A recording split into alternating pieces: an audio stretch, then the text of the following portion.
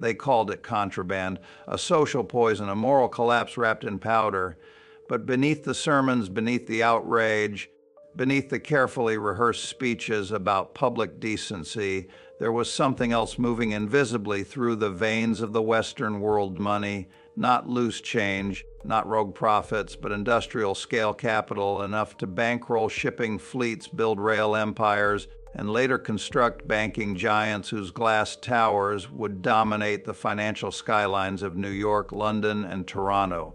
You have to understand something. The modern financial system was not born out of clean transactions, prudent savings, and stable commerce. It was forced into existence by flows of capital so enormous, so volatile that conventional trade could not contain them, and more often than not, those flows came from substances the state publicly condemned and privately depended on. The United States built its early banks with cotton profits. Britain underwrote its empire with tea, silver, and the spoils of industrial labor. But the real accelerant, the real spark that turned regional commerce into a global engine came from narcotics. Opium first, cocaine later, heroin after that, and an ever-evolving catalog of synthetic experiments designed not for health or healing, but for revenue. By the early 19th century, opium profits alone represented one of the largest unregulated revenue streams on Earth, equivalent to tens of billions in modern USD. British merchants used it to finance naval expansion. American traders used it to break into Asian markets previously sealed off to Western intrusion. And the Chinese officials who tried to stop it were not battling a drug, they were battling a business model. There was no chaos here. This was strategy. Drug money wasn't an accident in history. It was a financial instrument engineered and optimized by elites who understood two simple truths. Human suffering could be monetized. Governments could be persuaded to look away if the numbers were large enough. By the late 1800s, American banks in Boston, New York, and Philadelphia were laundering narcotics capital through shipping companies, insurance firms, and brokerage houses. The British did the same in the city of London, converting opium revenue into bond markets, imperial investments, and public debt instruments. What began as contraband commerce evolved into an early shadow banking ecosystem, private, offshore, and intentionally invisible.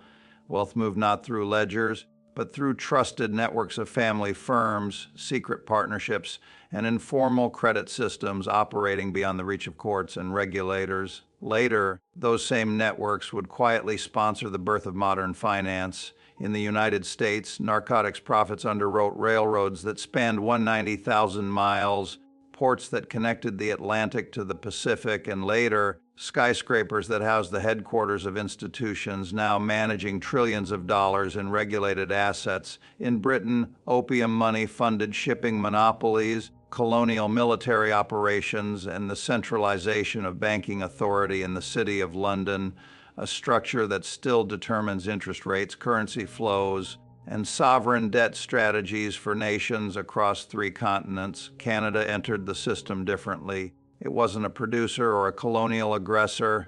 It was a corridor, a discrete, well-governed, stable channel linking illicit capital to legitimate markets.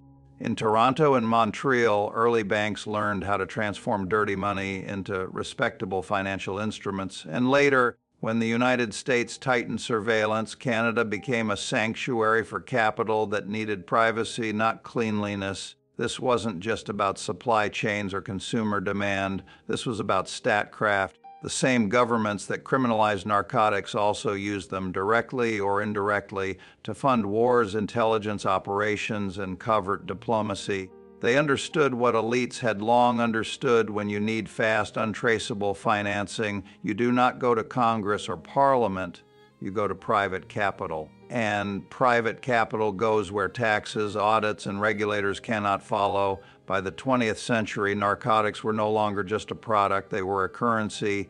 Drug money financed paramilitary groups controlling territories larger than European states, private armies guarding shipping routes, and intelligence networks that operated beyond oversight. The CIA, MI6, and later the NSA and GCHQ all engaged indirectly or directly with narcotics economies, not because they approved of them, but because they could exploit them. Wars need funding. Revolutions need funding. Proxy conflicts need funding. And much of that funding could not be accounted for publicly. In the United States, the early intelligence networks learned that drug revenue could be redirected to destabilize regimes, bribe officials, and purchase weapons without ever appearing in a federal budget. In Britain, MI6 leveraged narcotics pipelines to maintain influence in collapsing colonies long after official withdrawal. And in Canada, intelligence agencies quietly monitored the flows, profiting from their proximity while preserving an image of distance. There is a lesson buried in all of this. Global finance did not emerge from morality, it emerged from necessity. When you trace the formation of Wall Street, the City of London, and Bay Street, you do not find purity, you find risk, hunger, opportunism, and violence. You find elites who understood that the world is not changed by idealists, it is changed by capital, and capital is often born from human damage. By the time modern anti-drug legislation emerged in the mid-20th century, the world's most powerful financial institutions had already been built. The skyscrapers were standing, the networks were operational, the capital had been converted, sanitized, and invested, and so the crackdown did not dismantle the system. It simply pushed it deeper underground. Today, the global narcotics economy is worth over $800 billion a year, larger than the GDP of most countries on Earth, and more profitable than the world's largest oil companies combined. Yet almost none of that wealth is held by street-level dealers, syndicates, or visible criminal leaders. It is captured, laundered, and reinvested by a silent upper echelon of financiers, intermediaries, and intelligence-linked actors who understand something the average citizen does not. Illicit markets are not parallel to legitimate markets. They are the foundation upon which legitimate markets are built, and every time someone pays rent, files taxes, or watches their retirement account fluctuate, whether in New York, London, or Toronto, they are interacting with a system shaped, subsidized, and stabilized by capital that once flowed through the world as narcotics. There's no conspiracy here, only history. History written in powder, blood, and balance sheets. They didn't call themselves traffickers. They didn't see themselves as criminals, revolutionaries, or villains in a national epic. They were merchants, financiers, and industrialists operating in a world where legality was a fluid concept, leveraged selectively and enforced unevenly. What mattered was not whether a product was moral, but whether it generated profit, maintained influence, and aligned with the strategic objectives of those who controlled the machinery of government and capital. In the early decades of the 20th century, narcotics money began to flow not through back alleys and dockyards, but through banks, real banks, institutions with marble columns, mahogany desks, and polite tellers who greeted industrialists by name, banks that issued mortgages, financed railroads, and later underwrote corporate mergers that reshaped modern capitalism. You have to understand something. Money has no identity until someone assigns one to it. Cash is not born dirty or clean. It becomes one or the other depending on who records it, who processes it, and who benefits from its transformation. And so narcotics profits entered the system through deliberate architecture, shell companies, shipping consortiums, and trade houses that relabeled the product and disguised the revenue. Opium became medicinal extract, morphine became pharmaceutical refinement, and later cocaine was described as an industrial stimulant imported for the textile sector. The institutions that managed these transactions were not fringe operations. They were some of the most respected financial houses of the United States and the United Kingdom, firms that would eventually evolve into the pillars of Wall Street and the City of London. Their partners sat on advisory boards, endowed universities, and helped design the monetary policies that shaped entire nations. In the United States, narcotics capital merged with the commercial banking system through insurance firms that underwrote shipping losses. These early insurers realized that underwriting opium cargo was not merely profitable, it was safe. The loss rate on narcotics shipments was lower than on textiles, grain, or coal, and the profit margins were astronomical. By the 1920s, these firms controlled more capital than 95% of American state banks combined, enough to dictate interest rates, credit standards, and loan availability across multiple regions. The products sold in Shanghai opium dens echoed indirectly through farm mortgages in Iowa, consumer loans in Chicago, and industrial financing in Detroit. Wall Street was not merely a marketplace. It was a refinery, processing raw capital into instruments of national growth, indifferent to the moral impurities of its origins. Britain's approach was more centralized and far more organized. The City of London acted not as a passive recipient of illicit flows, but as an architect of global finance. British banks, many of whom had financed the opium trade directly in the 19th century, developed complex credit networks that allowed capital to move seamlessly between colonies, protectorates, and industrial centers. This was not improvised, it was engineered. The British Empire understood that control over capital was control over empire. Fleets could conquer land, but financial systems conquered time, embedding influence far beyond the lifespan of any dynasty or administration.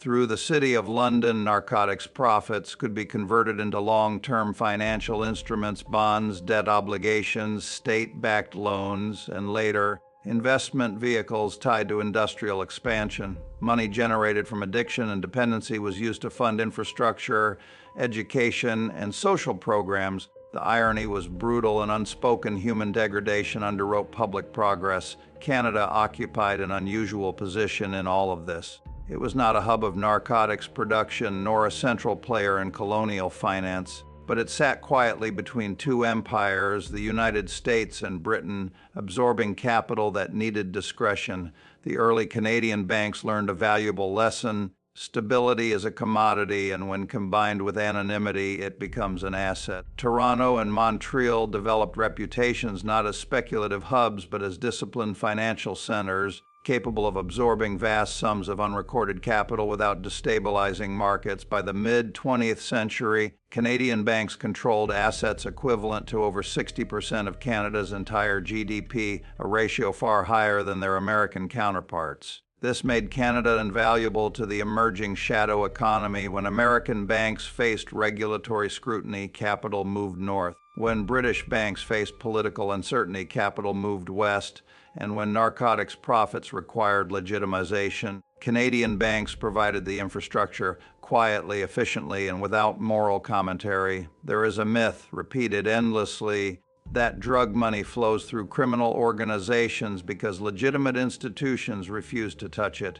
The truth is precisely the opposite. The 20th century taught financial elites something they never forgot: illicit capital is more predictable than legal capital. Legal markets are subject to regulation, taxation audits, lawsuits, and voter sentiment. Illicit markets, by contrast, are governed by rational incentives. They maintain consistent demand, consistent supply, and consistent profit margins. Even during war, depression, or state collapse, governments fall, currencies inflate, markets crash, but addiction persists. And so narcotics revenue flowed into intelligence networks, private armies, and paramilitary organizations that controlled resource-rich territories. These groups, operating across Latin America, Southeast Asia, and the Middle East, held not only land but leverage. They controlled borders, ports, and raw materials essential to global capitalism. The United States realized that these groups could be weaponized. The CIA would eventually become one of the world's most sophisticated financial intermediaries, funding operations not through congressional appropriations but through covert revenue streams that could not be traced, questioned, or politically sabotaged. Britain followed the same logic, particularly during the Cold War, when the cost of maintaining influence in collapsing colonies became politically unacceptable. Intelligence agencies leveraged narcotics networks to sustain geopolitical reach in regions where public funding was impossible. And Canada, perched between two empires, learned how to monitor without interfering, profit without exposing itself, and operate without attracting scandal.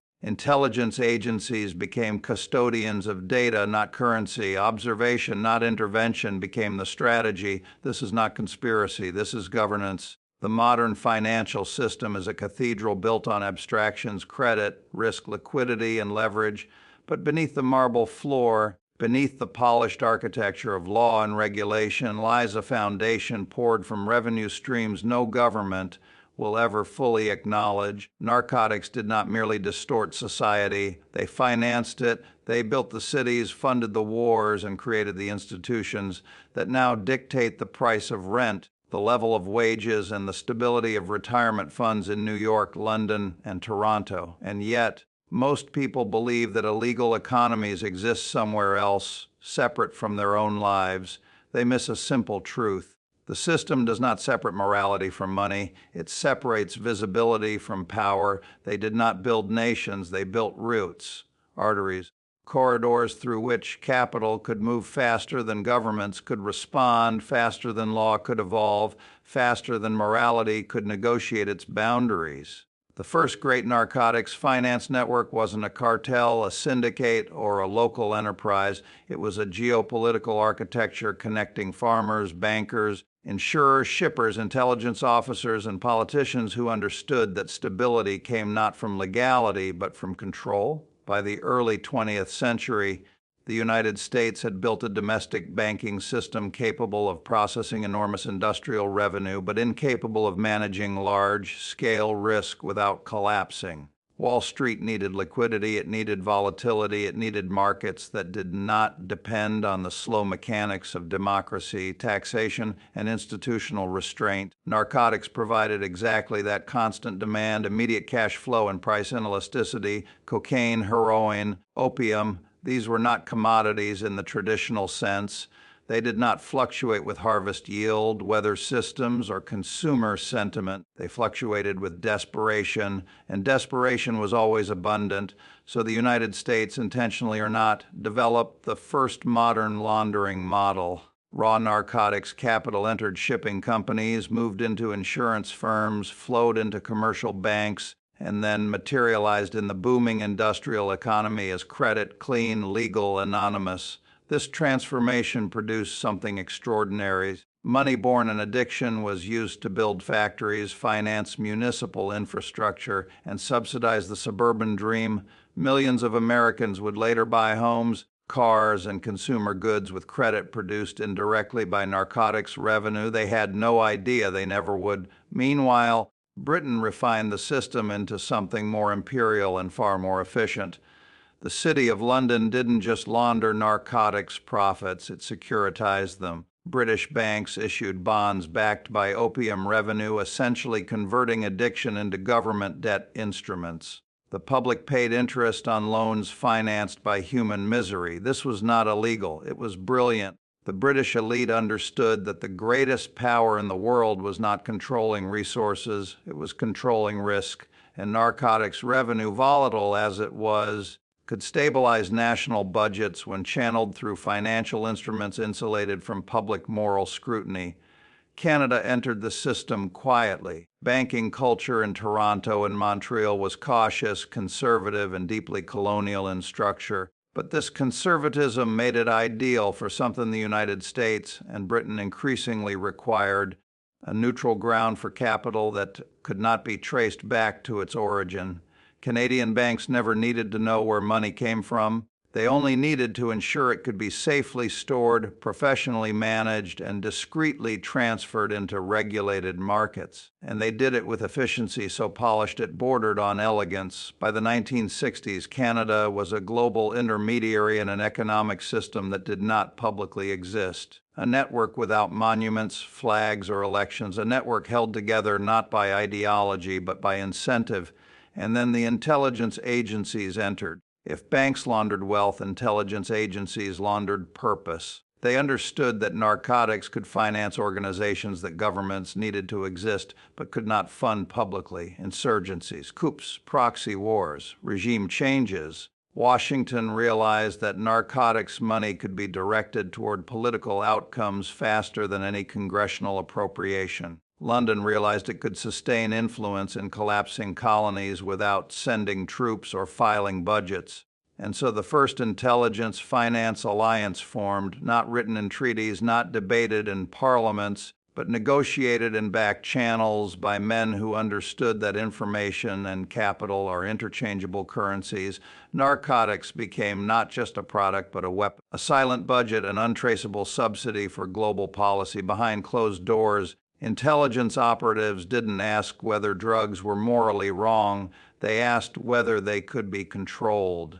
And if they could not be controlled, whether they could be exploited. Latin America emerged as the first crucible. The Andean mountains produced coca with industrial efficiency, and local entrepreneurs transformed it into a commodity capable of generating profit margins that dwarfed traditional agriculture. The United States did not create this economy, it harnessed it. You have to understand something. States do not wage war against narcotics to eliminate them. They wage war to monopolize them. Meanwhile, Southeast Asia produced opium at volumes that could finance armies, whole armies. The Golden Triangle became a geopolitical bank funding right-wing militias, communist resistance groups, and state-backed paramilitaries in battles where ideology mattered less than logistics. Heroin didn't just kill people, it bought weapons, it built roads, it purchased silence, and behind these operations were networks of bankers, politicians, military officers, and intelligence analysts who understood a basic principle. A nation's moral code is flexible when its strategic interests require it to bend. Wall Street processed the flows. The City of London distributed them. Bay Street stabilized them, and together, these three financial centers absorbed trillions of dollars over the course of a century, capital that would later underpin the real estate markets, pension funds, and investment portfolios of three of the wealthiest nations on Earth. Most people today assume that global finance is the product of innovation, entrepreneurship, and policy. It is a comforting idea. It suggests that wealth was earned, not extracted. But history tells a different story. Modern finance was not built by factories, software, or efficient markets. It was built by liquidity, fast, unregulated offshore liquidity supplied by economies that would never appear in textbooks, televised histories, or Wall Street retrospectives. Bankers knew it, politicians knew it, intelligence agencies knew it, and the public working, voting, borrowing citizens remained blissfully unaware, believing that rent, taxes, and retirement accounts were shaped by legitimate forces operating in legitimate ways. They weren't. They still aren't. The network didn't end when regulation arrived. It adapted, it expanded, it decentralized, and in doing so, it became even harder to see, even harder to control, and infinitely harder to dismantle, because by then it was no longer an aberration. It was the system. Long before politicians waged moral crusades on television, long before police chiefs spoke solemnly about epidemics, long before suburban parents feared for their children, a quiet architecture of movement had already been built, an infrastructure that carried drugs from the most remote corners of the world into the financial centers of the West with a precision that rivaled any legal supply chain. It wasn't chaotic, accidental, or improvised. It was engineered with the same discipline that built oil pipelines, telecom networks, and national rail systems. The Golden Triangle, the Andean Ridge, the Bekaa Valley, these weren't isolated wildernesses inhabited by outlaws beyond the reach of states. They were laboratories, zones where insurgencies, intelligence agencies, and private financiers tested new models of extraction, logistics, and capital conversion.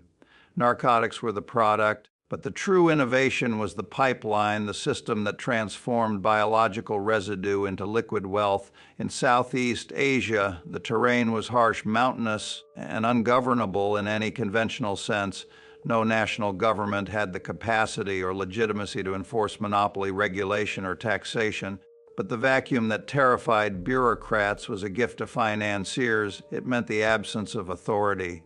And the absence of authority meant the absence of cost. Heroin could be produced for pennies and sold for thousands. It could be transported across borders no investor could easily map, through regions where law was not a constraint but a commodity bought cheap, sold cheap, and abandoned when inconvenient. This is where intelligence agencies entered the picture, not as moral arbiters or peacekeepers, but as strategic actors who required financing untethered from public oversight.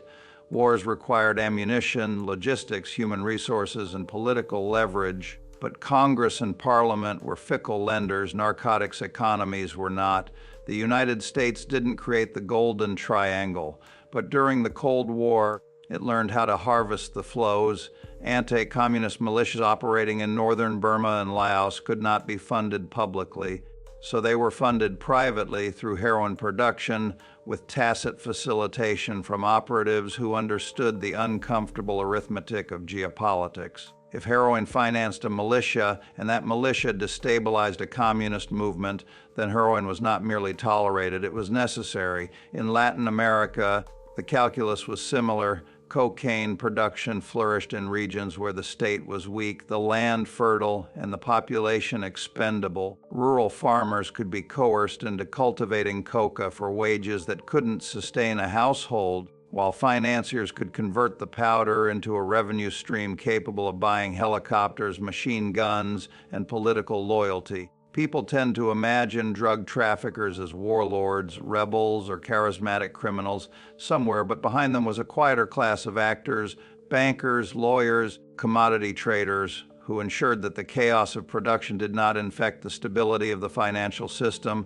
Chaos generates profit, but chaos cannot store profit. So the system evolved a simple division of labor. Violence extracted value, finance preserved it. Cocaine generated more money than any agricultural product in the history of the Americas. By the 1980s, coca production had achieved something extraordinary. It became the first agricultural product capable of competing with the entire GDP of small nations. A pound of processed cocaine was worth more than a metric ton of wheat, half a ton of beef, or 2 tons of coffee beans. This wasn't farming, it was capital synthesis. And the Western financial system didn't merely accept the flows, it depended on them. Banks needed liquidity, corporate mergers needed financing, real estate bubbles needed credit, pension funds needed yield, illicit money entered through the cracks left by regulation, cash-heavy businesses, import-export firms, real estate developments, casinos, shipping companies, all became laundromats where profit entered as untraceable revenue and exited as legitimate capital. Miami became a laboratory for laundering. At its peak, the cocaine economy generated 20 to 30 billion a year, roughly equivalent to a third of Miami's entire GDP. The financial system simply adjusted to absorb the flows. Banks waived identification requirements, ignored suspicious deposits, and built fast track account processing systems designed for rapid liquidity conversion. By the time regulators intervened, the damage was irreversible. The capital had already moved into mortgages, municipal bonds, corporate loans, and securities. It funded construction, tourism, and infrastructure that later defined the city's economic identity. Drug money didn't distort Miami, it built it. Meanwhile, in New York and London, the laundering model evolved into something far more sophisticated. Money didn't just enter through cash-intensive businesses. It entered through financial institutions themselves, trust companies, private banks, offshore subsidiaries. These were not fringe entities. They were reputable, highly regulated institutions managing billions in assets, employing thousands of professionals, audited by governments that assumed competence meant compliance. But compliance is a theater, and the audience rarely sees backstage. London's offshore network, stretching from the Cayman Islands to Jersey and the British Virgin Islands, served as a global vacuum cleaner, sucking in capital from Latin America, the Middle East, and Southeast Asia, then redeploying it into corporate and sovereign debt. Canada provided another function, stabilization. Canadian banks didn't need speed, they needed security. Toronto didn't launder at scale, it absorbed refined capital and invested it into conservative instruments, mortgages, bonds, pension funds. A polite country with a dependable banking system became the quiet custodian of capital too volatile to store elsewhere. You might think this has nothing to do with the price of rent, the level of wages, or the prospects of retirement. But the money that built downtown Toronto, the loans that financed suburban housing expansion, and the funds that supported public pensions were often downstream from markets no citizen would publicly defend. Modern finance is a machine. It does not care where fuel comes from. It only cares that fuel arrives. And narcotics economies supplied fuel at a velocity no regulated market could match. The Golden Pipeline did more than transport product. It transported value, value that built cities, funded institutions, and shaped economies across 3 nations that now claim moral superiority while quietly spending dividends extracted from the bodies of the poor. And the system never slowed down. It simply learned how to become invisible. They did not carry guns. They did not stand on docks, weigh shipments, or negotiate with warlords in jungle camps. Their offices were air-conditioned, their desks oak, their pens gold. They wore tailored suits, not camouflage. They were not the extractors or the traffickers or the enforcers. They were the custodians of transformation, the ones who took unstable revenue, soaked in blood and misery, and converted it into asset value, quiet, compliant, respectable. They were lawyers, accountants, consultants, wealth managers, private bankers. They understood that the modern world runs on paperwork, not violence. Violence extracts wealth. Paperwork preserves it. When the narcotics trade became truly global, when cocaine, heroin, and amphetamines flooded markets from Los Angeles to Liverpool, the greatest problem facing traffickers was not distribution. Distribution was solved by desperation. The greatest problem was absorption. What do you do with 50 million a month in untraceable cash? How do you store it, move it, invest it without triggering the alarm systems of modern finance? This problem created an industry, legitimate in form, criminal in function. The cleaners did not ask where the money came from. They asked whether it was structurable, whether it could fit within the compliance architecture of banks, real estate markets, and investment firms without appearing anomalous. Their job was not to hide money, it was to normalize it. In the United States, this took the shape of identity dilution. Cash was broken into thousands of deposits, funneled through shell companies, then converted into assets so boring that no regulator would ever bother examining them. Storage facilities, vending machine businesses, trucking companies, industries with high cash volumes and low transparency. By the 1990s, entire sectors of the American economy functioned as laundromats. Real estate, in particular, became the perfect cleansing mechanism. You could buy a building for cash, list it at a higher valuation, refinance it, and extract legitimate debt-backed capital. The property became a vessel, the debt became the disguise. Millions of Americans would later live in apartments financed by capital extracted from the human ruin of narcotics economies. They paid rent every month, never realizing the structure they occupied existed because someone, somewhere, transformed misery into architecture. In Britain, laundering became aristocratic. The City of London leveraged its offshore empire, Cayman, Bermuda, Jersey, Guernsey, to create havens where secrecy was not just tolerated, but legally embedded. British offshore jurisdictions managed trillions of dollars in opaque assets, some of it legal, some of it not, all of it impossible to trace. The genius of the system was its simplicity. The law did not define money by origin, but by structure. If it complied with reporting formalities, it was legitimate. Heroin revenue could sit next to pension funds, oil profits, and tech investments. No distinction, no controversy. Canada's role was subtler, but no less consequential. Its banking system, conservative, disciplined, and deeply trusted, became a clean finish. Capital already laundered in Miami, Panama, or London could be absorbed into Canadian equity markets, pension funds, and mortgage-backed securities with minimal scrutiny. Bay Street didn't ask where money came from, it asked whether it was stable. And stability, ironically, is easiest to find in industries built on addiction. The demand curve is predictable, the profit margins are consistent, the market volatility is internalized, dirty money is risky when it is liquid, it becomes safe when it is stored, and so the cleaners didn't simply launder wealth. They domesticated it, converted it into assets that shaped the daily lives of citizens who despise the very industries that subsidize their material world. You have to understand something. Illicit economies do not sit outside society. They sit underneath it, supporting it like the foundation of a building no one ever sees. By the late 20th century, a staggering share of global real estate, corporate debt, and equity capital was indirectly rooted in narcotics revenue. Analysts estimated that 25% of the entire world's GDP originated from illegal drug trade, with most of it funneled into the banking system through professional launderers. That sounds small until you realize that 5% of global GDP is over 5,000 trillion, larger than the GDP of every country on Earth except 5. This money did not sit idle. It bought companies, funded mergers, inflated housing prices, and helped financial markets recover from recessions during major economic crises. Dirty money became a liquidity cushion, entering markets when legal capital retreated. In 2008, as the global financial system approached collapse, analysts estimated that drug money provided critical liquidity to banks struggling to meet cash flow obligations. One United Nations official described it, quietly and off the record, as the only available investment capital. Illicit funds saved the system built to exclude them.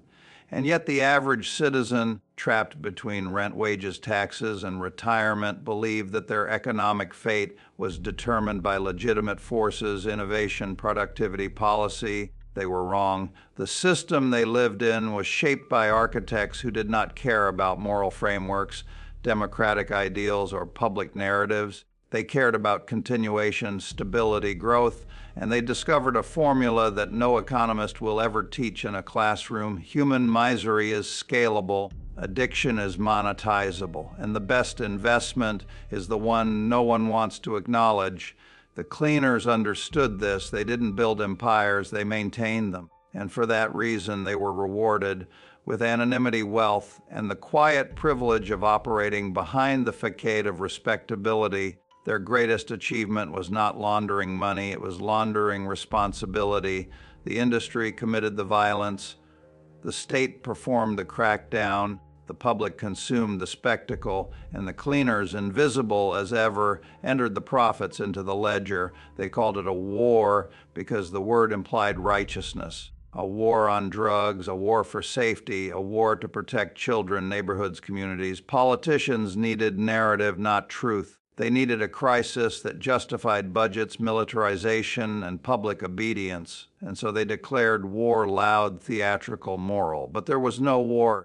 There was management. Governments did not seek to eradicate narcotics. They sought to control the cash flows, confiscate the margins, and redirect the violence into profitable channels. What they feared was not the product, it was the autonomy that traffickers possessed. No state willingly tolerates a parallel revenue system that cannot be taxed, regulated, or weaponized, so the war began not as an attack, but as a consolidation. Criminalization became a tool not of moral correction, but of economic discipline. Once drugs were illegal, law enforcement could seize assets, confiscate property, and direct captured capital into state programs. In the United States alone, civil asset forfeiture would later generate over $68 billion in seized wealth. Much of it never returned. The law did not require guilt, only suspicion, a perfect instrument for capital extraction. You have to understand something. The war on drugs was not designed to prevent consumption. It was designed to formalize the monopoly. Governments do not eliminate profitable industries. They nationalize them either directly or by empowering actors who will integrate them into the state's strategic objectives. In the United States, the war produced a seamless pipeline from incarceration to cheap labor, millions arrested, prosecuted, and imprisoned, often for nonviolent offenses. Entire communities destabilized not because they posed a threat, but because they created a labor surplus with no negotiating power. In Britain, criminalization justified surveillance. The Metropolitan Police and MI5 gained extraordinary authority to monitor populations, intercept communications, and infiltrate subcultures, all in the name of national security. Canada followed a softer model. It outsourced the brutality to geography. By concentrating enforcement in marginalized regions and indigenous territories, it preserved the illusion of a humane system while perpetuating economic despair. But enforcement was only one half of the strategy. The other half was substitution. As the state waged war on narcotics, Pharmaceutical companies quietly engineered legal analogs equally addictive, equally profitable, and far more manageable. Opiates became opioids. Heroin became oxycodone. Addiction shifted from street corners to doctors' offices, from alleyways to pharmacies. This was not coincidence. It was vertical integration. Illegal markets generate high margins but high volatility. Legal narcotics generate steady revenue, predictable demand, and minimal reputational risk. And when insurers subsidize consumption, addiction becomes not a criminal issue but a revenue model. By the early 2000s, opioid-based pharmaceuticals generated over $12 billion a year in revenue, with some companies posting profit margins exceeding 40%. The American healthcare system became a captive market and patients became leveraged assets. Meanwhile, illegal narcotics continued to flow, but their function changed. They became a parallel market, holding marginalized populations while the pharmaceutical sector captured middle-class households. The same biochemical mechanisms, the same neurological effects, the same dependency, different packaging, different shareholders. The war was not against drugs, it was against competition, and the casualties were not traffickers or kingpins. They were consumers, millions of them, whose addictions subsidized industries far larger than any cartel could dream of. The United States imprisoned more people than any nation in human history, spending over $100 trillion on incarceration since the 1980s. Not because addicts needed punishment, but because private prisons, construction firms, telecom companies, and security contractors required revenue. Britain militarized policing, expanded surveillance infrastructure, and privatized custodial services. Civil liberties collapsed quietly, justified by a narrative of moral crisis. Canada, disciplined and self-assured, built treatment industries, social work bureaucracies, and pharmaceutical monopolies, capturing revenue from the bodies of those it refused to rehabilitate. The war on drugs changed nothing about supply. It changed everything about ownership. State forces dismantled independent operations, absorbed their markets, and transferred value upwards into corporate, financial, and state-controlled entities. The rhetoric of morality concealed the logistics of acquisition. The real legacy of the war was not prohibition but privatization, not recovery but revenue, not safety but surveillance. Millions of Americans now carry criminal records, invisible chains that limit their economic mobility, their housing options, their voting rights, their access to credit. Their punishment was not designed to deter harm. It was designed to manufacture permanent economic vulnerability, a population with no leverage, disposable labor for a system that demands cheap productivity. In London, the financial epicenter of Britain, the shadow economy never disappeared. It migrated from docks to offshore accounts, from warehouses to wealth management firms, from street gangs to professionalized syndicates backed by corporate intelligence. The war did not end the flow of capital. It sanitized it, it centralized it, it leveraged it, and the public, exhausted by fear, applauded the spectacle. They cheered for crackdowns, raids, and televised arrests, never realizing the entire performance was staged to mask the consolidation of power.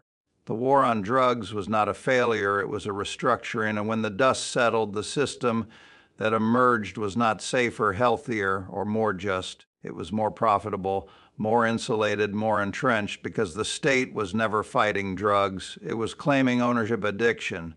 Cities do not dream, but their financial districts do. They dream in numbers and flows and probabilities, in the silent negotiation between risk and opportunity. And in the final decades of the 20th century, Wall Street, the City of London, and Bay Street began to dream on a scale that no previous financial system had ever dared.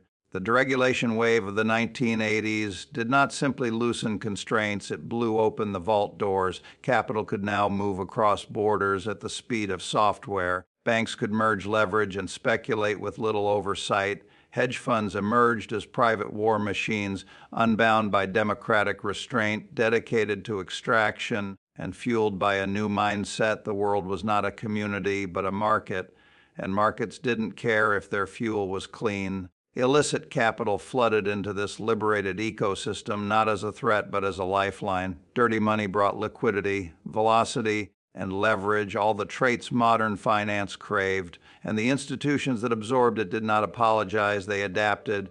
In Manhattan, private banks opened bespoke divisions designed to service high-risk clients. Swiss-trained bankers, fluent in discretion, were flown into New York to teach American firms how to build secrecy architectures without violating domestic law.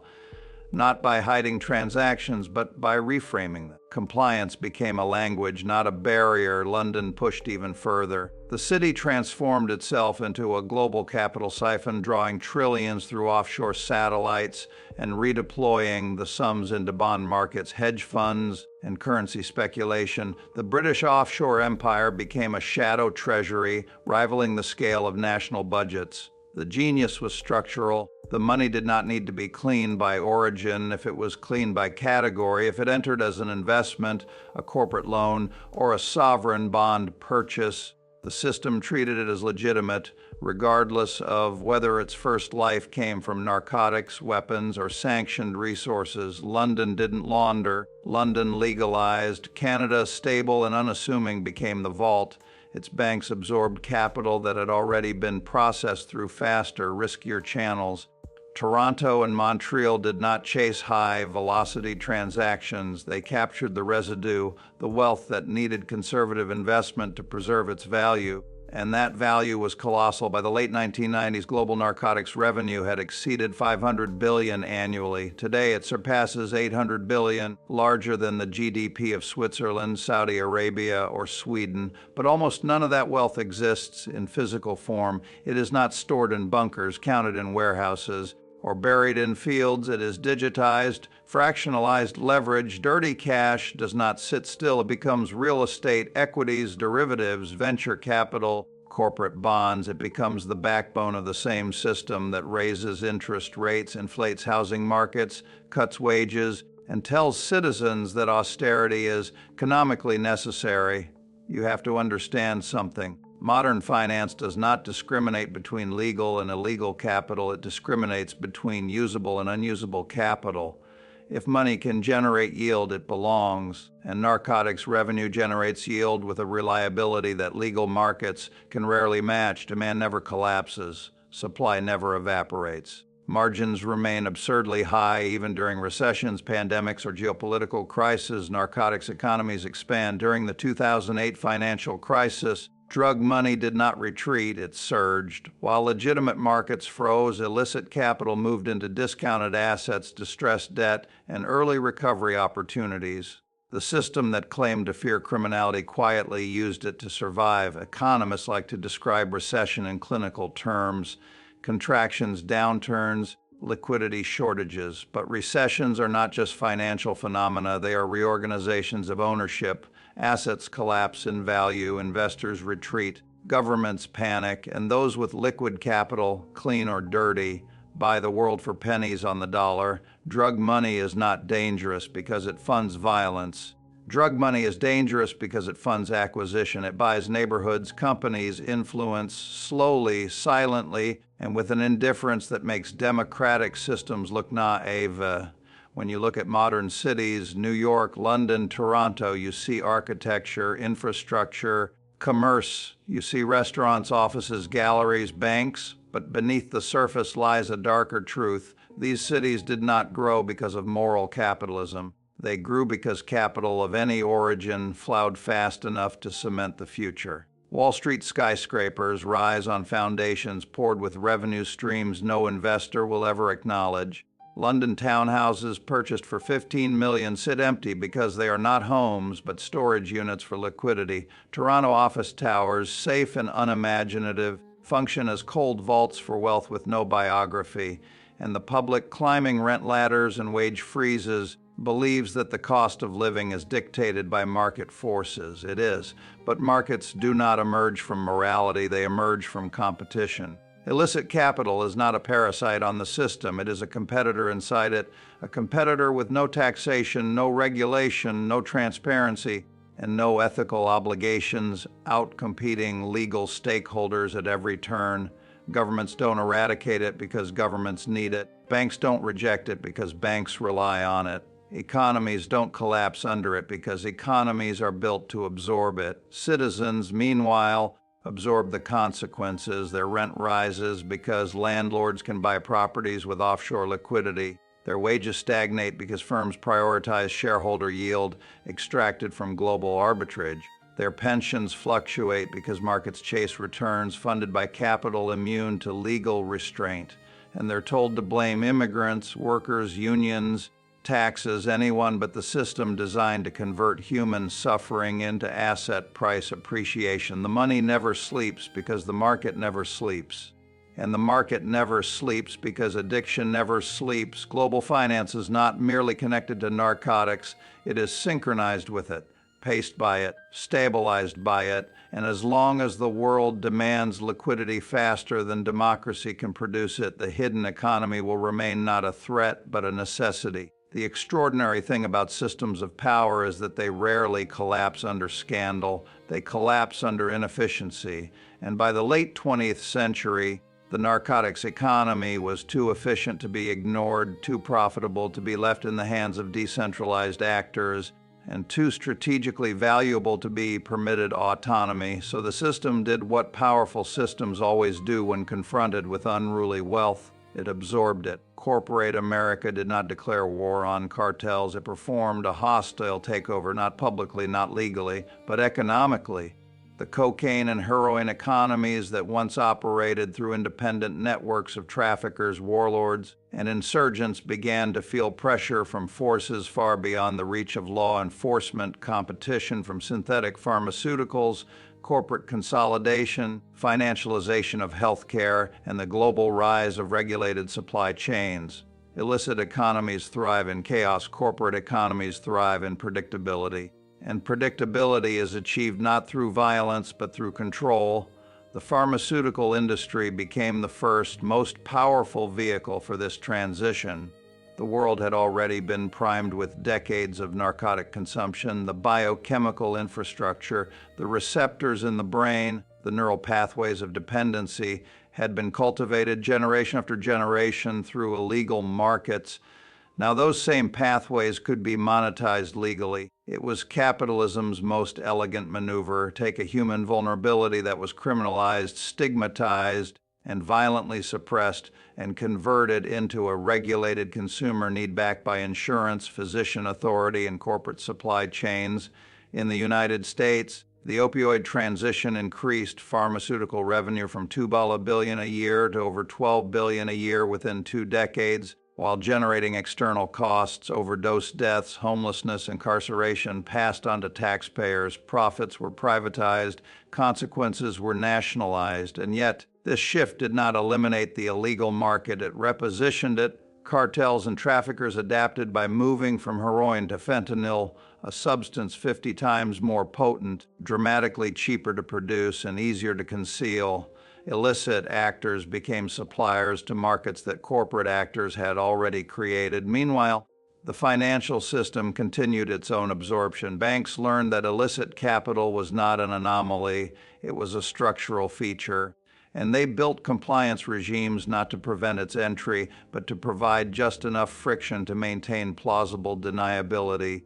AML, anti-money laundering, became less a barrier and more an interface, a ritual, an algorithm, a performance of vigilance designed to reassure regulators while keeping liquidity pipelines operational. Every major financial center refined this theater. New York implemented rules that flagged high-risk cash businesses, while knowing many existed explicitly for structured deposits. London optimized offshore pathways to minimize traceability while maximizing compliance signatures. Canada tightened due diligence on small transactions while quietly ignoring inflows routed through multinational intermediaries. The goal was not elimination. The goal was normalization, because by the 1990s, the narcotics economy had already become a stabilizing force in global liquidity cycles. International agencies estimated that $300–400 billion in illicit capital flowed through the financial system annually during this period. Private economists argued the number was closer to $800 billion. If these flows were suddenly removed, the impact on interest rates, liquidity, and asset valuations would have been catastrophic. So the system rationalized the irrational, it accepted the unacceptable. It integrated the shadow economy into the bloodstream of global finance, and once an organism adapts to a toxin, that toxin becomes a nutrient. Citizens never saw this transition. They were distracted by a different story, one scripted by media, reinforced by policy, and weaponized by politics. The narrative was simple and intoxicating. Drugs destroyed communities, crime destroyed futures. Addicts were broken people who made bad choices. The public believed this not because it was true, but because it was useful. Blame the user, not the system. Blame the dealer, not the corporation. Blame the street, not the boardroom. Meanwhile, the price of housing rose because offshore capital needed assets. Wages stagnated because financial markets demanded corporate yield. Retirement portfolios ballooned because investment funds were fueled by flows that had no biography. People wondered why cities became unaffordable, why salaries could not sustain families, why savings evaporated with every recession. They blamed immigrants, technology outsourcing, globalization. Few ever considered the deeper truth. They were competing against capital that did not pay taxes, follow regulations, or disclose origins. By the early 21st century, the shadow economy no longer sat beneath the system. It sat beside it, feeding it, stabilizing it, diversifying it. Banks did not fear cartel money. Banks feared liquidity shortages. Governments did not fear drug markets. Governments feared recessions. Corporations did not fear addiction. Corporations feared revenue volatility, so they adopted the logic that narcotics economies had always understood. Predictable dependency is more profitable than unpredictable demand. Opioids, stimulants, benzodiazepines, prescribed legally, advertised aggressively, subsidized by insurers, became the invisible successor to the drug empires of Latin America and Southeast Asia. The user changed, the market changed, the supply chain changed, the economics did not. Addiction remained a trillion-dollar asset class, managed, optimized, and financialized. It didn't hide in shadows anymore.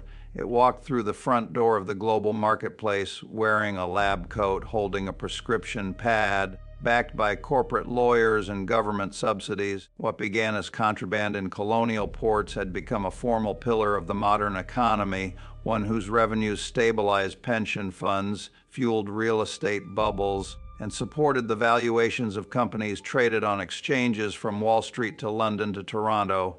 Addiction became capitalism's most reliable recurring subscription. And the system, having absorbed it, would never release it, because every economy has a foundation, and this one was built on dependency, predictable, scalable, monetizable dependency. Empires used to announce themselves. They raised banners, built monuments, carved symbols into stone.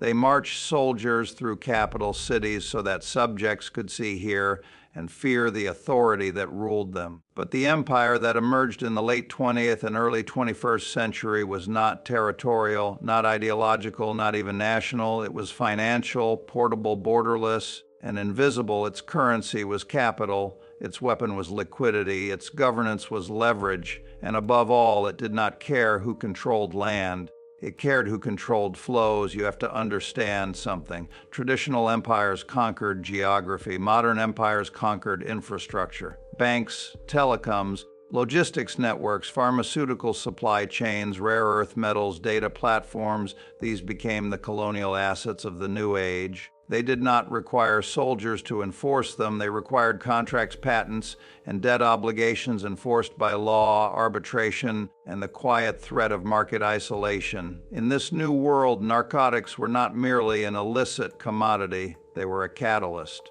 They provided the raw capital needed to accelerate consolidation, privatization, and global expansion. They helped financial institutions acquire companies, utilities, and entire industries that would have been impossible to purchase through traditional financing. Illicit capital subsidized the transformation of capitalism from a national system into a planetary machine. Wall Street, London, and Bay Street were not competing for market share. They were coordinating governance, sometimes consciously, sometimes through parallel incentive structures that required no explicit collusion. This coordination created a transnational elite whose loyalty was not to states, but to systems, not to flags, but to networks. They did not call themselves an empire. They did not need to. Empire is simply what happens when power no longer asks permission. The extraordinary thing was not that this system existed, it was how few people realized what had happened, because unlike the empires of the past, this one did not require citizens to participate knowingly. It only required them to consume, borrow, speculate, and retire. If they paid rent, the system captured value. If they accrued debt, the system captured interest. If they bought housing, the system captured appreciation. And if they failed, bankrupted, evicted, trapped in insolvency, then the system captured their assets. Failure in this model was not collateral damage, it was inventory. Entire cities became extraction zones. Miami, Los Angeles, Vancouver, London, priced above wages, financed by offshore capital, colonized by asset management firms that converted housing into financial instruments. Homes ceased to be shelter, they became investment vehicles. Neighborhoods ceased to be communities, they became portfolios. Residents ceased to be citizens, they became revenue streams captured through rent, utilities, insurance, credit, and consumption. And behind the facade of legal capital, a darker current continued to flow, not a remnant of the narcotics economy, but its evolution, a network of corporate entities, private intelligence firms, offshore custodial services, and global intermediaries capable of moving billions without leaving fingerprints. The old cartel was violent. The new cartel was compliant. The old cartel feared law. The new cartel wrote it. Modern addiction didn't require street dealers or clandestine labs. It required patented molecules approved by regulators, marketed by corporate psychologists, distributed by pharmacies, subsidized by insurers, and consumed by patients whose pain had been medicalized into profitable pathology. And when the crisis emerged, the overdose waves, the mass deaths, the public outrage, the corporations responsible paid fines that represented less than 2% of lifetime profits generated by the products that killed hundreds of thousands. It was not punishment, it was settlement and operating costs. The empire of addiction was not chaotic, it was extraordinarily rational. It had shareholders, not warlords. Quarterly earnings calls, not insurgent videos. Corporate press releases, not manifestos. The very tools society trusted, science, medicine, regulation, finance, became instruments of consumption, dependency, and extraction, and the state, far from resisting, became the enforcer of this model. In the United States, legislation guaranteed patent protection, shielded manufacturers from liability, and blocked generics that would reduce profit margins. Insurance companies subsidized prescriptions, but not holistic treatment. Courts punished possession more harshly than corporate malfeasance. Britain built a similar ecosystem disguised under the rhetoric of public health efficiency, in which cost-benefit models quantified lives as actuarial units, not human beings. Canada, restrained and managerial, avoided the violence but preserved the profitability, creating a pharmaceutical oligopoly that flooded communities with opioids while delivering shareholder returns considered excellent by OECD standards. The empire remained invisible because its architecture was everywhere. Addiction was not marginal, it was mainstream. Debt was not punishment, it was infrastructure. Speculation was not gambling, it was governance. And the people walking through cities built by this system, working jobs, paying rent, borrowing for survival, did not realize they were living in the most successful wealth extraction machine in human history. The empire did not build monuments. It built financial districts. It did not conquer land. It conquered retirement accounts. It did not enslave bodies. It enslaved time, future earnings, future labor, future potential.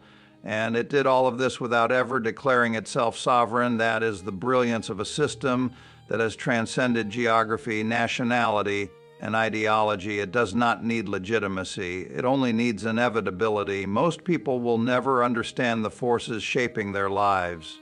They will sense the symptoms: rising rent, impossible savings, predatory interest rates, a labor market that demands everything and pays nothing, but they will never trace the cause. The empire without a flag has no anthem, no constitution, no founding myth. Its identity is simple: profit without morality, power without accountability, extraction without apology. And because it does not need loyalty, it cannot be overthrown. It can only be survived. The modern economy does not look like a machine. It looks like a world, vibrant, complicated, chaotic, unpredictable. But beneath the surface, beneath the noise of markets, elections, and news cycles lies a structure of remarkable simplicity. At its core, the economy is a system designed to extract value from human lives, slowly, continuously, efficiently. And in the United States, the United Kingdom, and Canada, that system has evolved into something more sophisticated than any previous model of exploitation. It no longer requires chains, whips, or colonial plantations. It requires algorithms, credit scores, variable interest rates, and asset-backed securities. Suffering is not imposed violently. It is administered bureaucratically. The first mechanism is debt, not the debt of governments or corporations, but personal debt, the silent contract that chains individuals to institutions that profit from their financial instability. In the United States, household debt has exceeded $17 trillion, a sum larger than the GDP of China in the early 2000s. Mortgages, student loans, medical bills, credit cards, each marketed as opportunity, each structured as dependency, and every dollar borrowed is a dollar that must be repaid with interest, extracted from wages that have not kept pace with productivity since the late 1970s. The average American worker produces more value per hour than at any time in history. They retain less of it than their grandparents. This is not accidental. This is optimization. The same dynamic operates in Britain, where privatization reshaped every pillar of society: transportation, healthcare, housing, into revenue streams for private capital. Ordinary people are not merely consumers. They are tenants, patients, subscribers, and debtors locked into systems where exit is impossible. Canada, projecting an image of fairness and stability, engineered its own extraction model with clinical precision. Housing became a national asset class, subsidized by banking policy and defended by political consensus. As property values exploded, debt rises became normalized, even celebrated. A generation of young Canadians was told that ownership equals freedom, while taking on mortgages that can consume 50–70% of household income for decades. This is not ownership, it is indenture with a granite countertop. The second mechanism is labor. Modern economies demand constant productivity without guaranteeing security. Employment is precarious, benefits are uncertain, pensions are unstable. Workers are told they are free because they can quit but cannot afford to stop working. Freedom without options is not freedom, it is branding. The third mechanism is time. Capital acquisition is not simply the extraction of money, it is the extraction of future life. When someone signs a student loan contract, they are not borrowing currency, they are selling future labor. When someone takes out a mortgage, they are promising decades of productivity to a bank that owns nothing tangible except the legal authority to repossess. This is why addiction, legal or illegal, is such an elegant economic tool. It consumes not only the present moment but the future. It transforms human vulnerability into predictable revenue streams with statistical precision. Corporations do not need to know the names of their consumers. They only need to model their behavior. And so entire industries emerge to predict, quantify, and monetize the psychology of dependency. Pharmaceutical companies developed molecules engineered for neurological capture. Tech platforms engineered interfaces designed to hijack attention. Gambling conglomerates converted probability into addiction at industrial scale. The morality of this system is irrelevant because the morality is not part of the algorithm. Profit is not a value. Profit is a measurement. The only question is whether the measurement increases. Meanwhile, the financial system learned another lesson from the narcotics economy. Liquidity does not care where revenue originates as long as it continues to flow. Your rent payment may be financing a hedge fund that purchased your building with capital derived from offshore accounts that once processed narcotics money. Your student loan may be bundled into a security traded by a firm whose liquidity is reinforced by funds that regulators cannot trace. Your retirement portfolio may hold shares in pharmaceutical companies whose earnings projections are based on lifetime addiction curves, modeled down to the demographic, the zip code, the dosage. The system does not need to hide these mechanisms, it simply needs to normalize them. Language is the first veil. Market forces, austerity measures, fiscal discipline, debt optimization. These are not descriptions, they are euphemisms. Just as civil asset forfeiture is not law enforcement, it is legalized theft. Just as pain management therapy is not treatment, it is customer acquisition. Just as portfolio diversification is not risk mitigation, it is expansion into socially destructive but financially lucrative sectors. The intelligence networks that once managed narcotics operations now manage information flows, surveillance architecture, and cybersecurity platforms. They do not extract drugs, they extract data, and data is the new narcotic, an agent that alters behavior, manipulates desire, and commodifies identity. The empire understood something profound. Control is not achieved through coercion, it is achieved through dependency.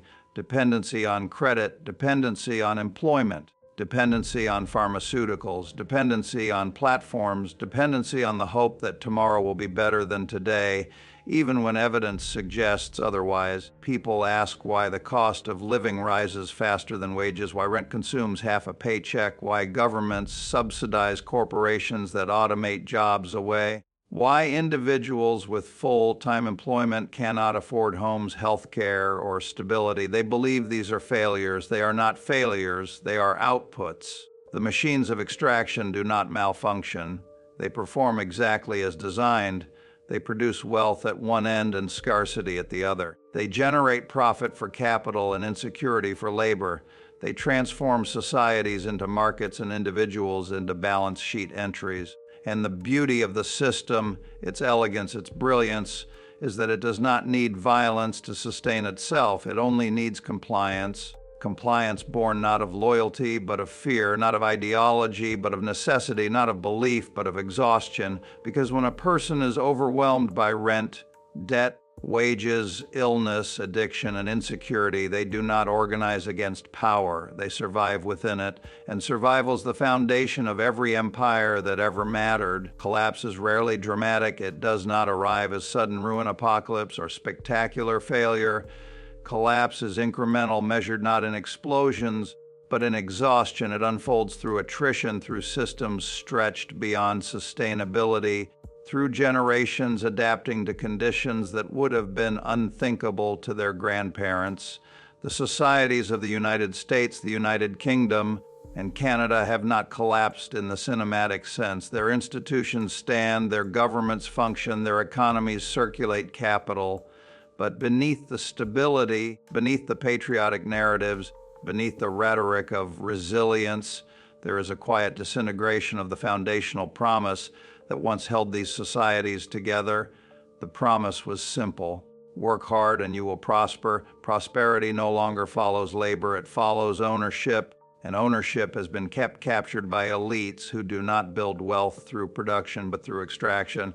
Housing, credit, pharmaceuticals, data, engines of dependency more than engines of opportunity. The collapse begins with wages. Real wages in the United States have stagnated for over 40 years, despite historic productivity growth. In Britain, wages have been trapped in negative real terms for more than a decade. In Canada, wage growth trails housing inflation by margins so wide that middle class has ceased to describe a financial category. It describes a lifestyle sustained by credit. The collapse continues with housing. Homeownership has shifted from a pathway to stability to a competitive blood sport.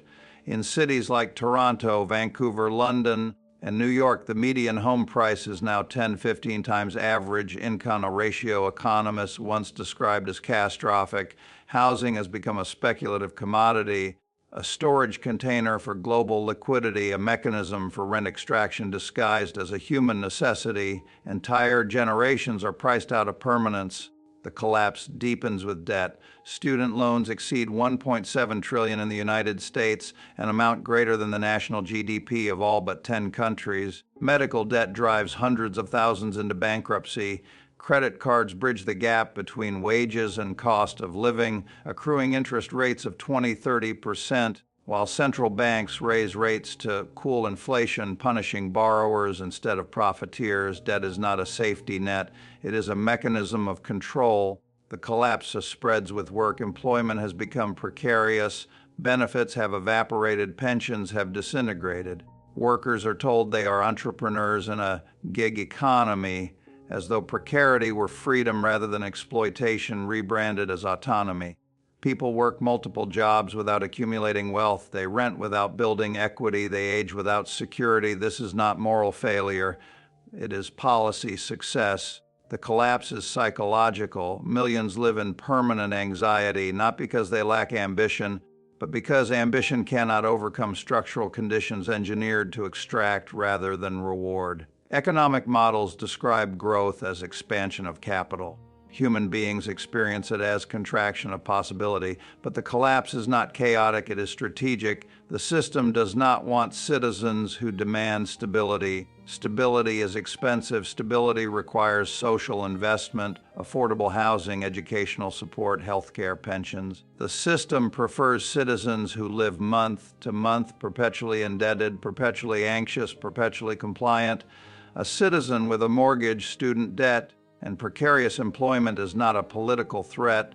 They are too tired, too busy, too frightened to question the architecture that governs them. This is the silent genius of contemporary capitalism. It weaponizes insecurity, not through authoritarian repression, but through everyday economics, not by silencing speech, but by overwhelming life. When survival becomes a full-time job, democracy becomes a part-time hobby. The collapse enters its darkest phase when society stops noticing, when citizens normalize conditions that would once have been intolerable, when exhaustion replaces outrage, when resignation replaces hope. Ask an average American what they expect from the future. Not prosperity, not security, not retirement, just endurance. Ask a young Briton what they imagine for adulthood, not home ownership, not stability, not savings, just flexibility, code for instability. Ask a young Canadian how they plan to afford a life. They will tell you they don't know. They will ask you if anyone does. The collapse is cultural. It is the evaporation of collective memory, of any reference point in which life was affordable, society meaningful, work dignified. Austerity has rewritten expectation.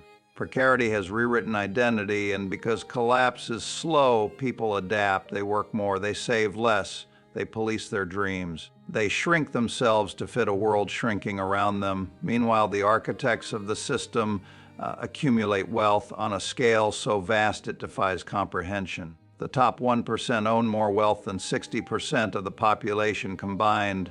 Private equity firms buy neighborhoods like inventory. Asset managers control trillions in retirement capital they did not earn. Pharmaceutical conglomerates generate profits greater than the GDP of entire nations. And governments, instead of restraining extraction, subsidize it. Central banks inflate asset prices to preserve shareholder value.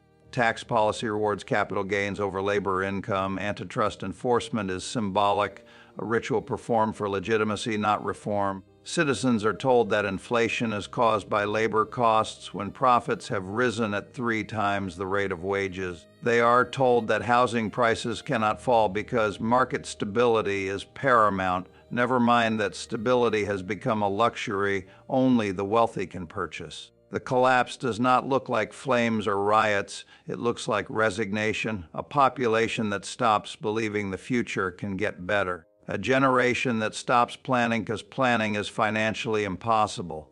A society that preserves its institutions while hollowing out their purpose. Democracy without economic agency becomes spectacle. Rights without material security become illusion. Freedom without options becomes branding. This is collapse, distributed, normalized, disguised, not the end of civilization, but the end of upward mobility, not the death of democracy, but the quiet burial of its premise, not the fall of society, but its transformation into a marketplace where every relationship, every aspiration, every identity becomes a transaction. And the extraordinary thing, the devastating thing, is that the collapse is reversible. But the architects of the system have no incentive to reverse it. They do not fear the future. They own it. There is no conspiracy here, only a brutal logic. Systems built for extraction do not fail when people suffer. They succeed, and success in this model means one thing: a society where wealth accumulates at the top because there is nothing left to extract from below. Systems of power do not sustain themselves by force alone. They sustain themselves through stewardship, through the continuous management of risk, narrative, and legitimacy. Every empire has its custodians, and the modern financial empire is no different. They are not presidents, prime ministers, or elected officials. They are not celebrities, generals, or billionaires whose names appear on magazine covers. They are the architects behind the architecture, the lawyers who write legislation, the consultants who design economic policy, the bankers who craft instruments, the think tanks who produce ideology, the regulators who quietly decide what counts as oversight and what counts as market efficiency. Their genius lies not in wealth accumulation, but in system maintenance. They do not ask how to win the game. They ask how to ensure the game can never be changed.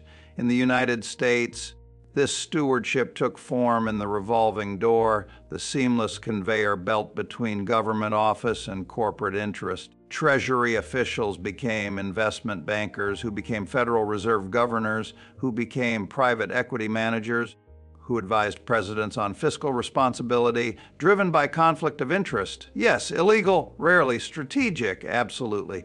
In Britain, the mechanism was more discreet. Power consolidated through an informal aristocracy of education: Oxford, Cambridge, the London School of Economics, institutions where future regulators, financiers, and political operatives learn not just skills, but loyalty. The City of London did not need to lobby Parliament aggressively because Parliament was filled with men and women who had been cultured to believe that markets, not governments, were the natural custodians of human progress. Canada refined the model further, deploying a technocracy of administrators rather than aristocrats. Its elite was understated, polite, and almost invisible, not ideological crusaders, but bureaucratic tacticians who manage banking stability, mortgage policy, pension flows, and healthcare funding with the subtlety of a watchmaker. Canada did not need to dominate the world. It needed to ensure it could absorb the world's excesses, and so it did. What unified these custodians was not nationality, ideology, or morality. It was worldview. Stability matters, markets matter, capital must be protected, not because capital is inherently virtuous, but because capital is the only structure capable of maintaining continuity in an unstable world. This worldview is not conspiratorial, it is practical.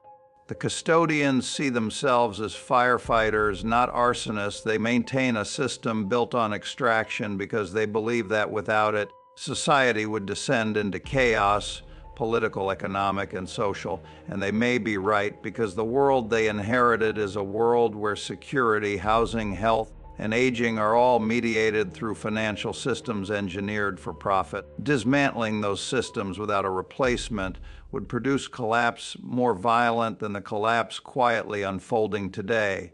You have to understand something. Elites don't fear revolution because they don't believe the public can organize one. They fear disorder, economic shock, sovereign default, liquidity drought. They fear a world where no one is in control of the flows, and narcotics, as a capital stream, embodied the very risk they could not allow to remain autonomous. Too chaotic, too potent, too destabilizing, so they absorbed it through pharmaceuticals, banking, and regulated addiction. The custodians did not engineer this transformation out of malice. They engineered it because they could not allow $1 trillion flow of capital to remain outside the system. Money must be captured or it will create its own sovereignty. The custodians do not govern countries, they govern systems. They ensure liquidity, enforce contracts, maintain monetary supply, prevent mass insolvency, rescue collapsing institutions, stabilize asset markets, and prevent inflation from destabilizing civil order. Democracy may fail, governments may collapse, empires may fall, but the custodians ensure the machine continues. Because the machine is older than ideology and more powerful than law, and without it, the world would starve, not metaphorically, but literally. Modern society is built on an impossible contradiction. People require stability, markets require volatility, governments require legitimacy, capital requires deniability, societies require morality, systems require profit. The custodians exist to manage the contradiction, to smooth the edges, soften the shock, and maintain a delicate equilibrium between exploitation and collapse. They do this through policy, law, public messaging, and most importantly, narrative. Narrative is the air the system breathes. Stories about individual success, bootstrap entrepreneurship, personal responsibility, fictional tales designed to obscure structural reality. If the public can be convinced that failure is individual and success is earned, then the system disappears into the background, and people blame themselves for conditions engineered above their comprehension. The custodians do not hide reality. They reframe it. Instead of saying housing is unaffordable because asset managers acquired entire neighborhoods, they say young people don't save money. Instead of saying salaries are stagnant because wage suppression is a profit strategy, they say workers lack skills. Instead of saying debt is designed to extract wealth, they say debt builds discipline. Instead of saying addiction is manufactured for profit, they say some people have weak moral character. The genius of the custodians is not that they conceal exploitation. It's that they normalize it. They transform structural violence into everyday economics. They transform systemic theft into professional accounting. They transform human suffering into market dynamics. If the public suffers quietly, society is healthy. If the public complains loudly, society is unstable. This is the morality of systems, not individuals. And in this morality, the price of stability is extraction. The custodians do not fear being discovered. Their actions are not hidden. Their institutions are not secret. They fear something far more destabilizing, a population that stops believing the system is inevitable. Because inevitability is the only real shield power possesses. Once people believe there is no alternative, resistance becomes irrational and obedience becomes pragmatic. This is why collapse is quiet, not because no one notices, but because no one believes there is another path. And the custodians, calm and confident, continue their work, maintaining the flows, stabilizing the markets, absorbing the shocks, ensuring that extraction remains sustainable, and that the system remains intact for one more quarter, one more fiscal year, one more generation. Every empire in history has depended on extraction, land, labor, resources, tribute, mechanisms that concentrated value upward and distributed cost downward. But the financial empire of the 21st century has engineered something more ambitious than any previous model. It has constructed a system capable of extracting not just wealth, not just labor, but identity, turning the very essence of human existence into monetizable data, predictive capital, and behavioral currency. The narcotics economy, which once shaped the flows of global finance, now sits as a precursor, a prototype of a larger apparatus that has learned how to monetize human vulnerability on a scale narcotics could never reach, not through chemical dependence, but through informational dependence. Addiction used to operate through substance. Now it operates through attention. Attention is the final resource, the last market. A human life contains only so many hours, only so many seconds of cognitive capacity, only so many units of emotional energy, and whoever controls attention controls behavior, desire, memory, identity, and ultimately value. In the United States, the average adult spends over 7 hours a day in digital environments, scrolling, consuming, reacting. In the United Kingdom, Adults check their phones an average of 80 times a day. In Canada, teenagers spend more time interacting with screens than with humans, developing behavioral patterns shaped not by community but by algorithmic stimulus. This is not entertainment, this is extraction. Platforms do not care what users consume, they care that they cannot stop consuming. The business model is not content, it is compulsion. Compulsion generates data. Data generates prediction. Prediction generates profit. Narcotics once exploited biological vulnerability. Platforms exploit psychological vulnerability. And both industries share the same foundational insight. The most valuable consumers are not satisfied consumers. They're perpetually needy, perpetually reactive, perpetually incomplete. Platforms do not seek to entertain. They seek to interrupt attention, thought, memory, breaking experience into fragments that can be commodified. Every swipe is a transaction. Every notification is a trigger. Every like is a microdose of validation engineered to produce another engagement cycle. Chemical dependency destroyed bodies. Informational dependency dissolves agency. And just as narcotics economies reshape geopolitics, digital economies have reshaped capitalism, transforming every citizen into a target, every behavior into a data point, every moment into an extractable event. Governments did not stop this system, they subsidized it. In the United States, Silicon Valley operates with deregulation levels reminiscent of 1980s Wall Street. Firms collect personal data without consent, distribute algorithmic content without oversight, and deploy behavioral experiments without ethical constraint. Britain outsourced public discourse to platforms, hollowing journalism into clickbait, converting political analysis into outrage cycles, optimized for engagement rather than truth. Canada, disciplined and managerial, transformed tech into a pillar of its national economy, subsidizing innovation while quietly surrendering informational sovereignty to corporations headquartered thousands of miles away. In each country, the same truth emerges. Digital power is not a tool of democracy. It is a mechanism of influence owned by private actors, deployed for commercial objectives, insulated from accountability. This new architecture is not content neutral. It shapes identity. It curates perception. It engineers desire. And the system does not want citizens who think slowly, cautiously, critically. It wants citizens who react impulsively, consume continuously, and internalize instability as a condition of existence.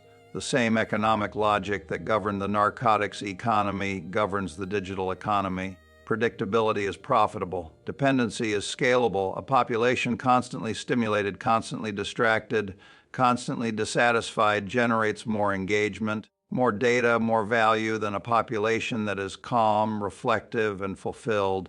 You have to understand something. Capitalism did not invent addiction. It inherited it, and then it perfected it. The digital economy does not extract money directly. It extracts capacity, attention, time, cognition, and converts it into value for advertisers, platforms, and financial markets. Every second spent scrolling is labor, unpaid, unconscious, unacknowledged. Every click is a revenue stream captured by someone else. Every biometric response, anger, fear, desire, is processed, analyzed, and redeployed to shape the next behavioral moment. This is not commerce, it is neuroeconomics, an industry built on the colonization of the mind. And just as narcotics economies never cared about the bodies they destroyed, platform economies do not care about the psyches they fracture. Depression is profitable. Anxiety is profitable. Insecurity is profitable. Outrage is profitable. Mental health is not a crisis to the system. It is a market segment. The pharmaceutical industry profits from the chemical treatment of distress. The digital industry profits from the production of distress. One creates the wound, the other sells the bandage, and the financial system absorbs both, converting emotional devastation into predictable cash flows. Meanwhile, the public is told that the problem is personal, weak willpower, bad parenting, lack of discipline, screen addiction.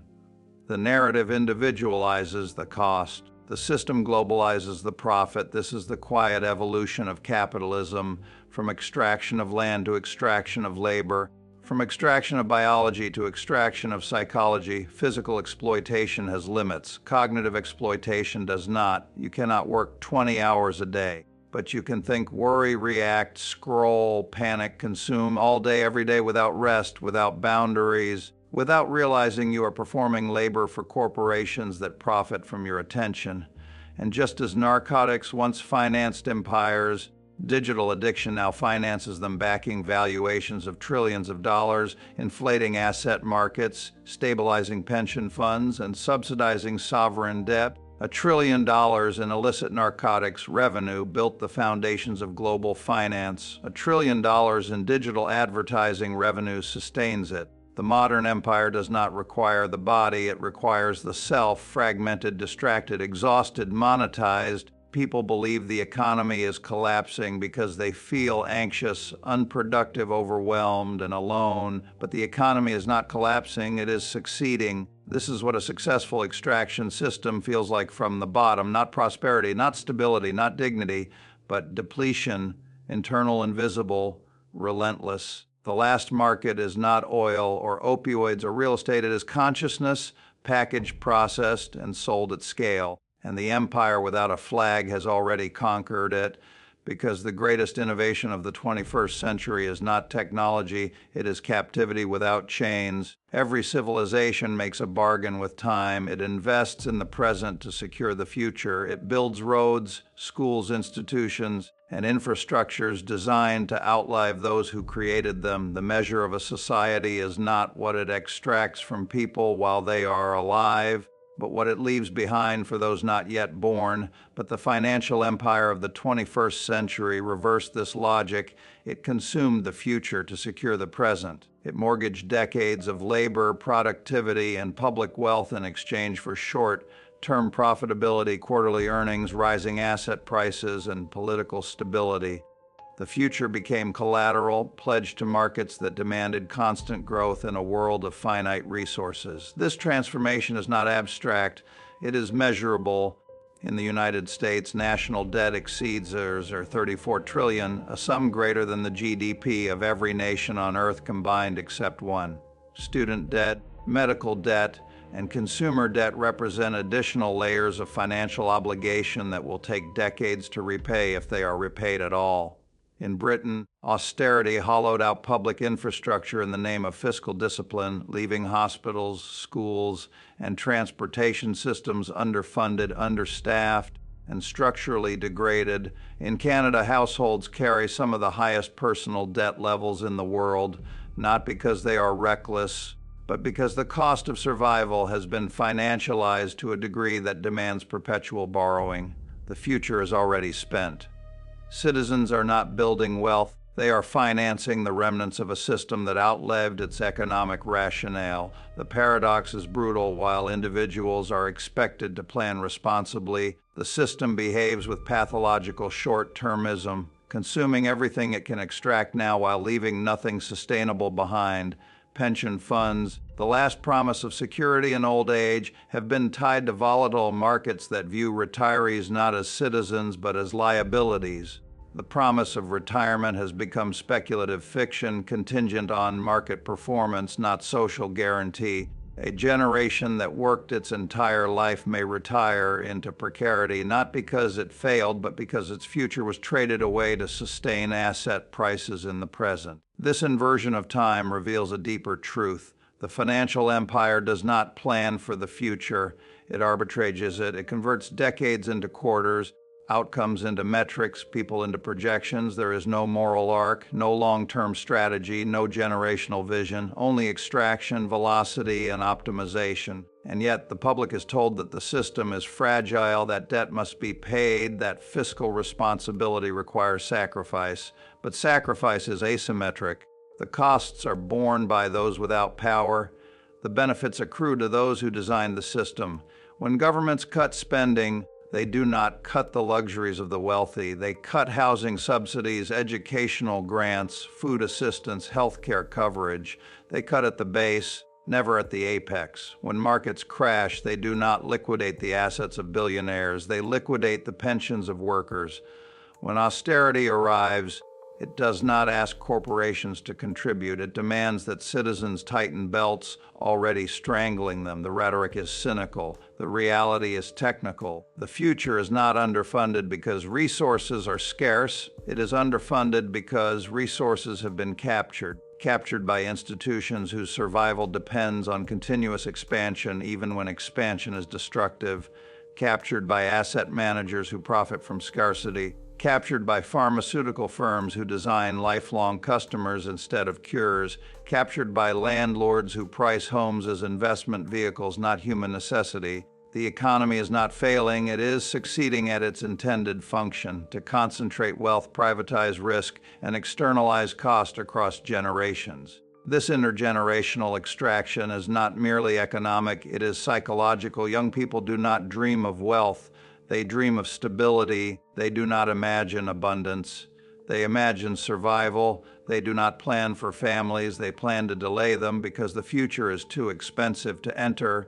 The collapse of optimism is the true cost of this system, not measured in dollars, but in diminished horizons, abandoned aspirations, and the quiet despair of millions who see no path to dignity. Capitalism once promised mobility. Now it promises only endurance. You have to understand something. The system cannot solve the crisis of affordability because the crisis is profitable. High housing prices increase asset values. High medical costs increase insurance premiums. High education costs increase loan portfolios. High interest rates increase bank income. The financial system has no incentive to reduce the burdens it created. Its profitability requires them, and governments will not intervene because they have outsourced governance to markets, ceding their authority, their responsibility, and their imagination. Democracy became a brand, markets became the state, citizens became unsecured debtors, individuals liable for the structural decisions of institutions they cannot see, influence, or escape. There is no conspiracy required to explain this, only a simple, devastating logic. A society that consumes its future is not irrational. It is following incentives. A system that burdens the young is not broken. It is optimized. A generation that cannot afford stability is not unfortunate. It is the necessary fuel for a machine that feeds on insecurity. The future is not lost by accident.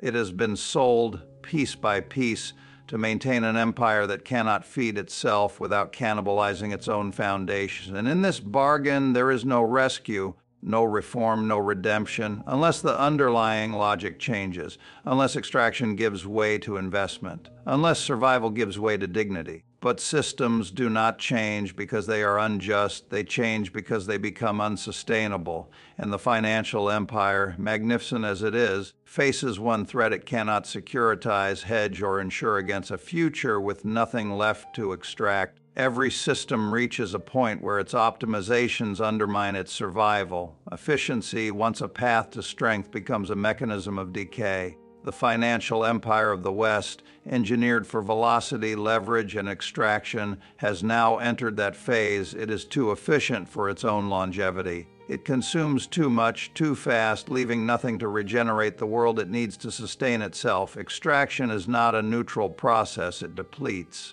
not just wealth, but resilience, not just resources, but spirit. And when extraction becomes the only logic guiding a society, that society becomes incapable of maintaining the conditions necessary for its own continuation. You see this most clearly in the United States, once the world's boldest architect of infrastructure, education, and science. Today, bridges collapse, schools rot, hospitals crumble, and public systems limp along on budgets that have been politically strangled for decades. Britain, pioneer of industrial modernity, now operates trains with Victorian infrastructure, hospitals with medieval wait times, and universities dependent on debt-strapped foreign students to stay solvent. Canada, once champion of progressive planning, now sustains a housing market that cannibalizes its workforce, a healthcare system collapsing under austerity, and an economy addicted to immigration not for diversity but for debt absorption. These are not random failures. They are outputs of a system optimized for short-term efficiency at the expense of long-term viability. If the system can extract one today, It will not wait to extract 1.50 tomorrow. Tomorrow does not exist in balance sheets, only in projections. The obsession with quarterly returns, stock prices, and shareholder value has produced an economy incapable of investment on timelines longer than an electoral cycle, incapable of imagination beyond immediate profit.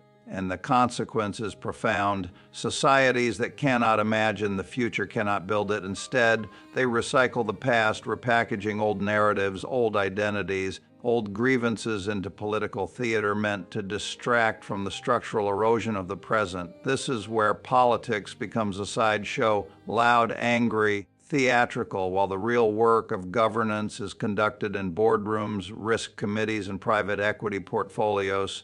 Governments no longer design the future. They manage the leftovers of a system designed by capital. They respond to crises they did not anticipate with tools they did not design, constrained by budgets they did not control. It is not that governments lack power.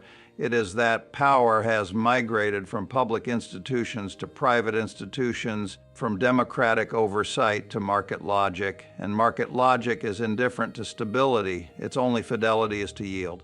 This is why the system cannot address the crisis it accelerates.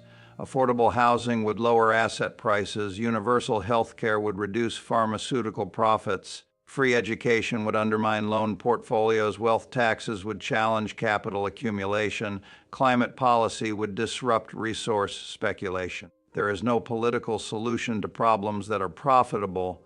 The system is not malfunctioning, it is performing its core function flawlessly, to convert human need into capital accumulation. But efficiency has limits. Hyper-efficient systems strip redundancy, eliminate slack, and minimize cost, all of which are necessary for resilience. Resilient systems can absorb shock. Efficient systems shatter.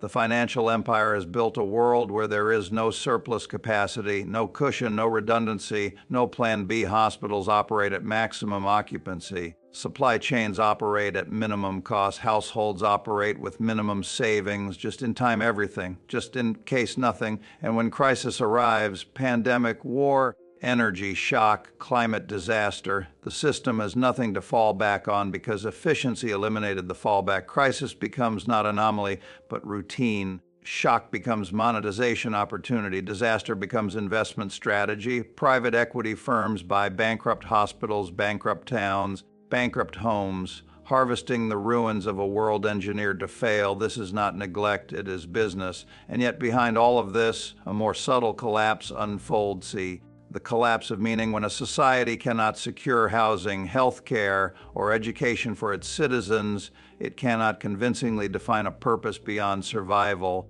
People stop believing in progress, they stop believing in justice, they stop believing in themselves, they internalize the logic of the system, that their value is measured in productivity, that their failure is personal, that their suffering is justified. This psychological collapse is not a side effect. It is the lubrication that keeps extraction frictionless. A confident population resists exploitation. A demoralized population adapts to it. The system does not need hopeful citizens. It needs tired ones, too overworked to organize, too indebted to risk dissent, too distracted to see the architecture around them. This is where efficiency turns predatory. It extracts not only wealth, but possibility. And possibility is the oxygen of civilization. Without it, societies do not revolt. They deteriorate quietly, privately, invisibly.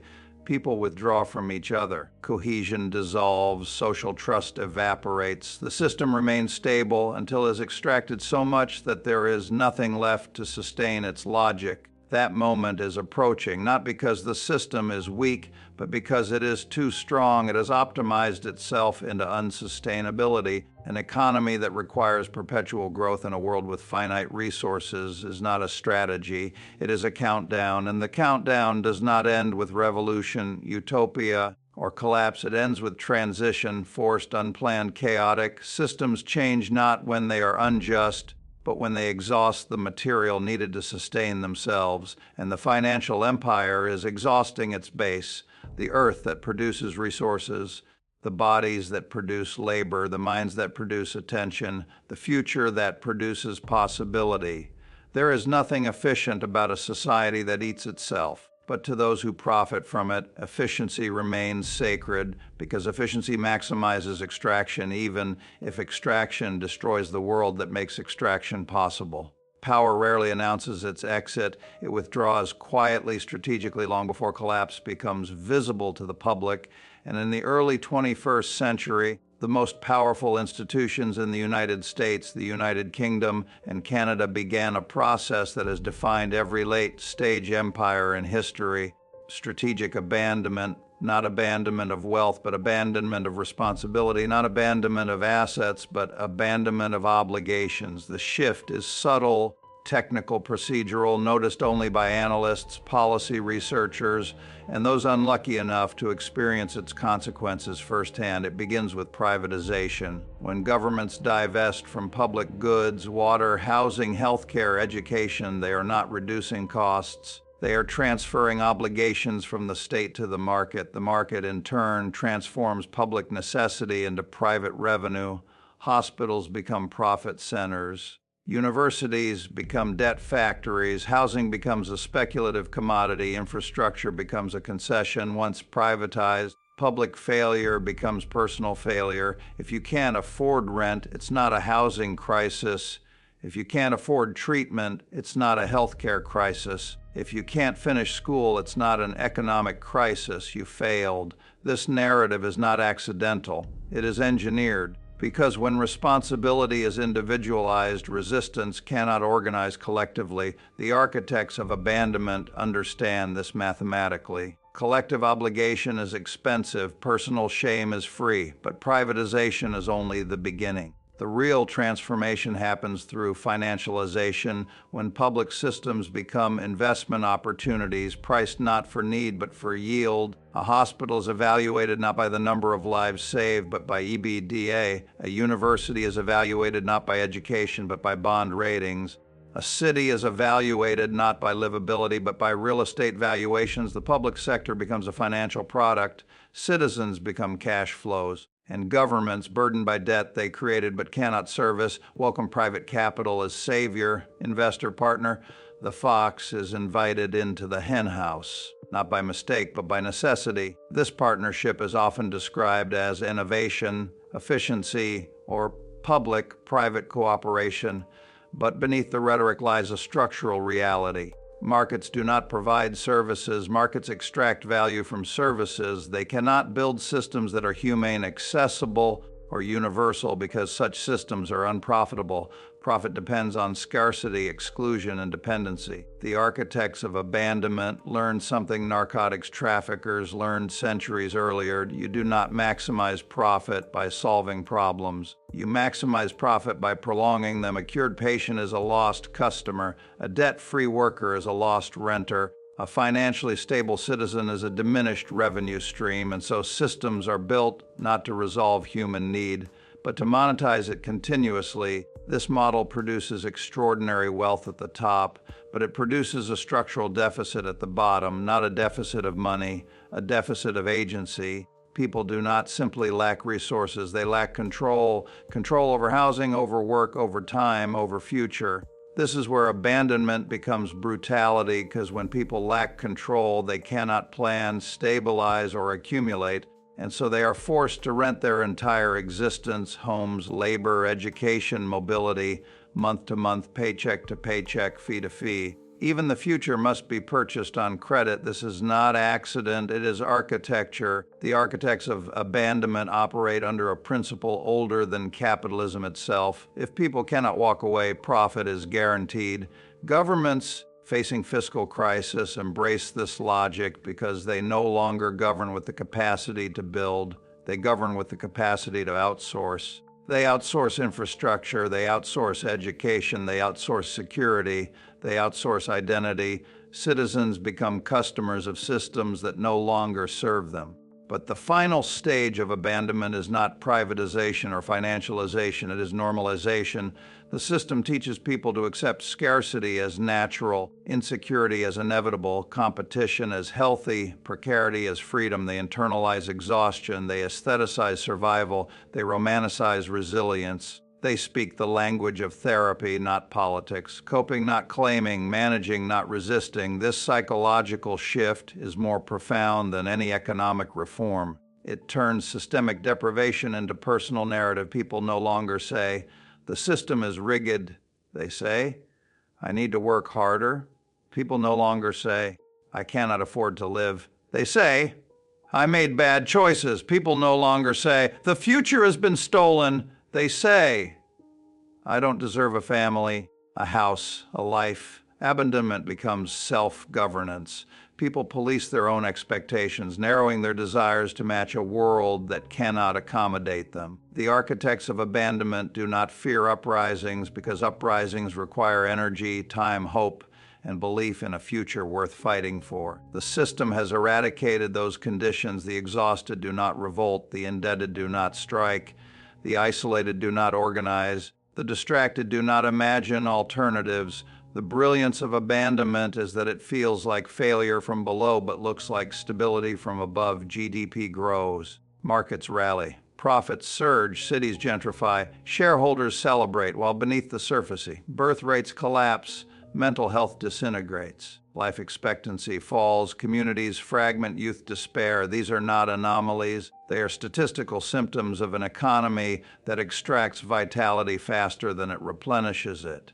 And yet the architects appear confident, because extraction still works, because collapse is still manageable, because social decay is still profitable. But like every empire before it, this system will eventually confront a problem it cannot externalize, securitize, or ignore. There is a minimum threshold of collective well-being required for civilization to function. When that threshold is breached, not emotionally, but materially, no amount of policing, narrative management, or capital inflow will maintain the illusion of stability. This is not theory, it is a law of systems. Extraction without replenishment is not sustainable. It is suicide on delay, and the architects of abandonment, brilliant, ruthless, precise, have built a world that feeds on its own future, believing that the bill will never come due. But the future always collects, quietly at first, violently at last. There is a moment in every system of extraction when the logic that once produced profit begins to generate crisis. Not a sudden breakdown, not a dramatic collapse, but a slow accumulation of contradictions that can no longer be managed, outsourced, or disguised. The modern financial empire has reached that moment, and it is not a question of morality, ideology, or politics. It is a question of arithmetic. The numbers no longer add up. Debt has outpaced wages, housing has outpaced income, healthcare has outpaced employment, education has outpaced opportunity. The system is extracting more than society can replenish, and like any lender extending credit to a borrower with declining income, the future will demand repayment. The unpaid debt is not financial, it is social. You can postpone infrastructure investment for a decade, but eventually bridges fail, water systems corrode, hospitals collapse, and the cost of repair exceeds the cost of prevention by magnitudes. You can suppress wages for a generation, but eventually labor supply shrinks, productivity collapses, and consumption stalls. You can inflate housing prices into the stratosphere, but eventually no one can afford to live where work is performed. You can bury a generation in student debt, but eventually the educated cannot afford adulthood. You can privatize every social system, but eventually the private sector discovers that a population without disposable income is not a market. It is a liability. The austerity model worked because older generations carried the memory of stability and wealth. They still trusted the system. They still believed that scarcity was temporary. They still believed that capitalism rewarded patience and discipline. But younger generations have no such memory. They have never seen stability. They have never experienced affordability. They have never trusted institutions. They are not waiting for prosperity. They are waiting for escape, not from work, but from a society that imposes demands it cannot fulfill. Birth rates collapse, not because families are undesirable, but because families are unaffordable. Marriage collapses not because commitment disappears, but because commitment is economically irrational. Friendship collapses not because communities stop caring, but because everyone is working, commuting, and hustling for survival. Human beings are not failing. The environment that sustains them has failed. A society built on extraction cannot produce stability. It can only produce scarcity, and scarcity, accumulated over decades, becomes revolt, not the violent kind, but the silent kind, the revolt of disengagement, the revolt of withdrawal, the revolt of non-participation. People stop voting not because they do not care, but because they understand that politics has become a theatrical performance overlaying economic decisions made elsewhere. They stop believing in social mobility, not because they are cynical, but because they are observant. They stop investing in long-term commitments, not because they are selfish, but because the horizon is uncertain. And most dangerously for the system, they stop consuming in predictable patterns. The modern economy depends not on necessity, but on discretionary spending, travel, dining, entertainment, lifestyle. But precarious populations do not spend, they conserve, they retreat, they minimize. Consumption collapses, growth collapses, profit collapses, and suddenly markets discover that they have optimized the world into a condition where demand cannot sustain supply. The unpaid debt returns, not in the form of interest payments, but in the form of contraction. The empire that once demanded growth discovers that growth is impossible when the population has been economically incapacitated. This is where corporations panic. They attempt to automate consumption, saturate advertising, colonize attention, gamify spending. But psychological extraction has a limit just as biological extraction does. People cannot pay for what they cannot afford. People cannot invest in futures they do not believe in, and the more capital concentrates at the top, the more the economy cannibalizes itself from below. This is the central contradiction of late capitalism. Capital requires consumers, but the system produces debtors. Profit requires spending, but the system produces austerity. Economic growth requires optimism, but the system produces despair. This is not Marxist critique. It is balance sheet reality. Corporations are discovering slowly, painfully, that you cannot financialize a society indefinitely when the society itself is deteriorating. They need labor, but labor is burned out. They need consumers, but consumers are insolvent. They need housing, but housing is unaffordable. They need families, but families are declining. And so the system improvises more immigration, more labor importation, more indebtedness, more resource extraction, more monetization of existence. Stretch the horizon another decade, extract one more generation, maintain the illusion of stability a little longer, but demographics are destiny. No society can function when the majority of its citizens, its workers, its consumers, its innovators are economically disabled. The unpaid debt is now visible in the most disturbing indicator of how life expectancy is declining, not in war-torn states, but in the richest countries on earth. Why? Not because disease is incurable, but because society is unlivable. The debt is being paid in lifespan, in fertility, in mental health, in optimism. A population cannot sustain itself when the cost of existing exceeds the value of living. No empire has ever survived a population that stops believing it has a future. The financial empire is brilliant, adaptive, and ruthless, but it is facing a force more powerful than capital: entropy. Systems that destroy their inputs do not endure. Systems that consume their future do not progress. The unpaid debt will not be settled through growth, innovation, or reform. It will be settled through collapse, reorganization, or transformation, not because people demand it, but because the system cannot maintain itself under its own logic. The question is not whether change will come. The question is what form it will take, and who will survive it. They will not announce the end. There will be no speech, no decree, no declaration that the era has run its course. Systems only acknowledge collapse in retrospect, when historians sift through the rubble and decide which year to blame. In the present, collapse feels mundane, like routine difficulty, rising discomfort, tightening budgets, shrinking horizons. It feels like daily life becoming a negotiation with forces that do not care whether you endure. The long night of an empire does not arrive as catastrophe. It arrives as normalization of scarcity, of fear, of exhaustion, and the people living through it do not see a dramatic ending. They see a long sequence of adjustments. They adapt, downsize, defer. They compromise their expectations until compromise becomes identity. In the United States, the long night crept in through the language of personal responsibility. Citizens were taught to borrow their way into opportunity, spend their way into security, brand their way into identity. They were told that instability was entrepreneurial, that anxiety was ambitious, that exhaustion was noble.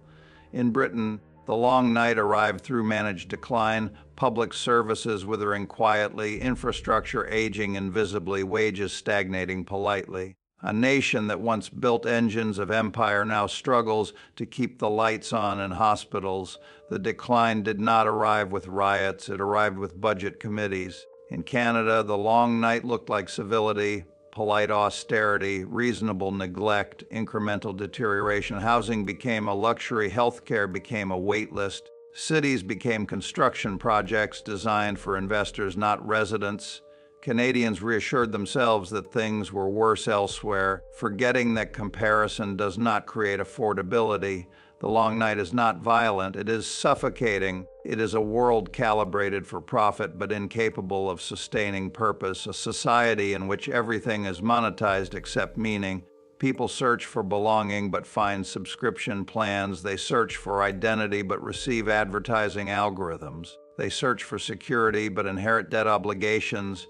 And yet the economy is celebrated as successful because the extraction continues smoothly. Investors receive returns, shareholders receive dividends, politicians declare growth, analysts celebrate efficiency, all while a generation disappears into precarious labor, disappearing savings, disappearing time. Time, more than money, is the essential casualty of the long night. A worker does not lose wealth first. They lose years spent working, commuting, coping, recovering, sacrificing dreams for routines. They trade the possibility of a life for the maintenance of survival. There is a cruelty to a society that forces people to sacrifice their youth to secure a retirement they may not live to see. People do not riot against this. They internalize it. They blame themselves. They assume that the system would work if only they did too. They measure worth in productivity, guilt in rest, shame in failure. This self-blame is not accidental, it is engineered, because guilt is cheaper than rebellion, shame is cheaper than reform, isolation is cheaper than community. The long night thrives on emotional austerity. It convinces people that they are alone in their struggle, that everyone else is coping, that exhaustion is an individual flaw rather than a collective condition. This is how systems survive beyond their moral expiration date. Not through force, but through fragmentation. Isolation is the most efficient form of social control, and yet, beneath the surface, a different phenomenon grows, not revolution, not organized resistance, but a quiet transformation of expectation. A generation that never believed in institutions cannot be manipulated by appeals to tradition. A generation that never saw prosperity cannot be pacified with promises of its return. They do not dream of mansions, careers, or retirement. They dream of smaller ambitions, enough money to leave, enough time to rest, enough stability to think. They do not want success, they want escape from debt, from rent, from obligation, from the tyranny of endless productivity. This withdrawal is not visible in protests, it is visible in refusal to marry, to have children, to buy homes, to commit to jobs, to invest in futures they do not trust. Demographers panic, economists panic, governments panic. They see declining fertility, declining labor supply, declining consumption, declining trust. They label it crisis. They do not see it as verdict. The long night is not a failure of individuals. It is a referendum on a system that has lost legitimacy. People are not abandoning adulthood because they are irresponsible. They are abandoning adulthood because adulthood has become a luxury product. People are not disengaging from democracy because they are apathetic. They are disengaging because democracy has become theater, decisions made elsewhere, narratives scripted elsewhere, consequences borne by those with the least influence. The long night is not rebellion, it is resignation, resignation so complete that it becomes invisible, and yet resignation is unstable. A society cannot function indefinitely on alienation, anxiety, and atomization. It will hollow out slowly until the institutions that once depended on collective participation cannot maintain themselves. The long night ends not with revolution, but with erosion. Systems do not fall because people rise up. Systems fall because they are no longer able to extract what they need to survive. Late-stage empires consume their resources faster than they regenerate them. They destroy the environmental, social, psychological, and demographic foundation they depend on. By the time collapse is visible, it has already happened, not in structures, but in people. Not in buildings, but in bodies. Not in institutions, but in expectations. The long night is not a prelude to chaos. It is chaos distributed across time. 1,000 small breakdowns. 1,000,000 personal crises. A society dissolving in private, behind closed doors, one exhausted life at a time. There is no conspiracy here, only inertia. A system that cannot change because change would disrupt the flows that keep it alive, and so it continues extracting, consuming, exhausting, hoping that the world it is destroying will last long enough to sustain one more cycle of profit. But every night ends not because the sun rises, but because darkness cannot grow forever. There is a point at which even the most resilient system discovers what every empire eventually learns. You cannot devour the future and expect the present to hold. They were born into the long night, and so they never learned to expect daylight. They did not inherit optimism, only consequences. They grew up in economies where housing was unattainable, education was debt, work was precarious, and the future was a rumor adults referenced but could not explain. They entered adolescence during recessions, pandemics, inflation spikes, housing shortages, climate emergencies. No era promised them stability. Every era delivered uncertainty. They are called apathetic, fragile, disengaged, but apathy is not their condition. It is their diagnosis by a generation that cannot comprehend their environment. Fragility is not their flaw. It is the rational response to systems in which survival is contingent, unpredictable, and undercompensated. Disengagement is not rejection of responsibility. It is rejection of responsibility without reciprocity.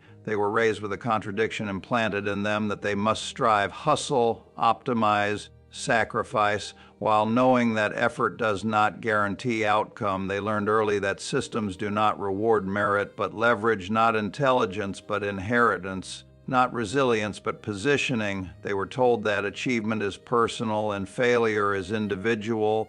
In a society that is mathematically incapable of providing the conditions necessary for success to be universal, and so they adapted not by fighting the system, but by shrinking their aspirations to survive within it. They delayed adulthood because adulthood had been redesigned as a luxury. They delayed families because families require stability. They delayed ownership because ownership demands capital. They did not destroy the future. They were told they could not afford it. Older generations accused them of nihilism, of indulgence, of laziness. But nihilism is not born from comfort. It is born from disillusionment. Indulgence is not born from narcissism. It is born from scarcity, where pleasure is cheaper than dignity. Laziness is not born from entitlement. It is born from exhaustion without reward. This generation inherited a system optimized to the point of collapse, optimized for profit, for growth, for financialization until the social fabric could no longer sustain it. They did not erode institutions. They inherited institutions already hollowed out, already privatized, already stripped of capacity, already incapable of delivering what they promised. They learned that health is a subscription, housing is a gamble, education is a mortgage, safety is a privilege, time is a currency. They learned that every decision is a trade-off between financial survival and emotional stability. And they learned that no amount of personal discipline can compensate for structural scarcity engineered at planetary scale. So they built micro-worlds, small lives, fragmented dreams. They formed relationships online, communities without geography, identities without permanence. They sought validation in screens because the offline world offered no evidence of their significance. They did not disengage from civilization. Civilization disengaged from them. They are told to save for retirement in economies where savings are devoured by rent. They are told to invest in education that may not produce income. They are told to buy property priced beyond salary. They are told to have children in cities where raising one requires a household income reserved for the top decile. They are told to plan, and given nothing stable to plan with, the architects of the empire assumed that young people would absorb endless precarity. They assumed that fear would produce productivity, that debt would produce compliance, that insecurity would produce ambition. They assumed that economic pressure would keep future generations locked into the system. But pressure does not always produce obedience. Sometimes it produces abandonment. A generation raised inside scarcity does not demand more, it demands less work, less pressure, less obligation, less identity tied to performance, less tolerance for extraction disguised as opportunity. They are not lazy, they are rejecting a game they know is unwinnable. They are not apathetic. They are exhausted by a world that demands emotional endurance without material stability. They are not disengaged. They are searching for meaning outside institutions designed to exploit them. And they are not broken. They are adapting. They are the first population in modern history to understand that capitalism does not produce freedom. It produces obligation. That growth does not produce security. It produces volatility. That productivity does not produce wealth. It produces profit for others. They are the first to realize that the future, if left in the hands of current systems, will not arrive. And so they have begun quietly, informally, without manifesto or ideology, to withdraw their consent, not through protest, but through refusal, not through uprising, but through non-participation. Not through politics, but through exit. They consume less, they work less, they earn less, they own less, they own less by default or by design. They are not building careers, they are building alternatives of subsistence, of creativity, of migration, of minimalism. This is not rebellion. It is adaptation to an environment incompatible with the life scripts that governed the 20th century. And adaptation at this scale is dangerous, not because it is disorderly, but because it is rational. Systems can surveil dissent. They cannot surveil disinterest. Systems can suppress opposition. They cannot suppress apathy. Systems can buy compliance. They cannot buy meaning. The children of the threshold are not waiting for collapse. They are living inside it, and their refusal to invest in the future is not laziness. It is a signal, a warning that the systems asking for faith have no credibility left, that the institutions demanding loyalty have earned none, that the society promising reward has delivered debt. They are not the end of civilization. They are the first inhabitants of its aftermath. There will be no single moment when people look at each other and say it ended. Systems do not collapse like buildings. They dissolve like stories, forgotten slowly, replaced quietly, denied repeatedly until denial becomes absurd. The empire will not fall to revolution or invasion or catastrophe. It will fall to irrelevance. It will fall because the logic that built it can no longer sustain the world it created. The old economy, the old morality, the old narrative, work hard, obey rules, climb ladders, invest in property, save for retirement. These were rituals designed for a world that no longer exists, a world with surplus land, surplus labor, surplus energy, surplus time, a world where progress was not myth, a world where the future could be forecasted by spreadsheets instead of storms. That world is gone. Most people don't realize it yet because they are still operating with its vocabulary, still measuring their lives against norms that no longer apply. They think they are failing because they cannot afford homes, cannot save money, cannot feel secure. They do not see that stability was not lost, it was sold. They do not see that they are not breaking the system is breaking them. And yet, in the quiet collapse, something unexpected happens. When people no longer believe in the myth of upward mobility, they stop chasing it. When they stop chasing it, they stop sacrificing themselves for it. When they stop sacrificing, they begin to imagine alternatives, not utopias, not revolutions, just different ways of living that do not require the destruction of their sanity or the foreclosure of their future.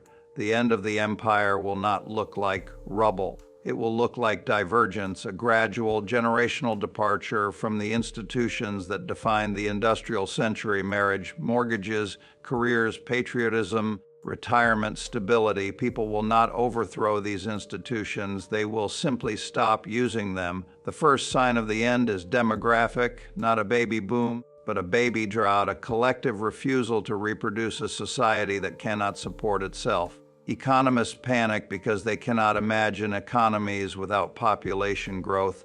Politicians panic because they cannot imagine nations without expansion. But young people do not panic. They simply do not see meaning in raising children inside a structure that cannot guarantee basic security.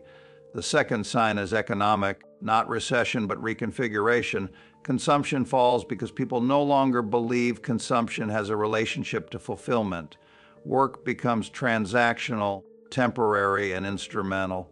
People clock in without believing it leads anywhere. They take money without granting loyalty. They survive without investing in narratives of progress. The third sign is political, not revolt, but withdrawal. Voter turnout shrinks. Party affiliation dissolves. Ideology loses its glamour. People are not angry with politics. They are indifferent to it because politics has become detached from the material conditions of life. Elections are performances. Policies are signals. Governance is branding. The fourth sign is psychological, not chaos, but numbness. A population so accustomed to crisis that crisis ceases to register. People stop hoping for better days and instead calibrate themselves to endure worse ones. They do not expect rescue. They do not expect justice. They lower their eyes because raising them invites disappointment. The fifth sign is environmental, not apocalypse, but instabilities, slow, erratic, merciless. Food shortages, fires, floods, storms, droughts, a planet exhausted by extraction. People will not flee because there is nowhere to flee. They will adapt in ways that are not heroic, but pragmatic: migration without triumph, survival without glory. The empire will not die because people will fight it. It will die because people will outgrow it, not intellectually, but structurally. They will inhabit a different reality than the institutions were built to manage. The financial empire thrived on growth, consumption, and expansion. But the future will belong to constraints, limits, and contraction. It will belong to those who can build meaning without abundance, connection without consumption, dignity without employment.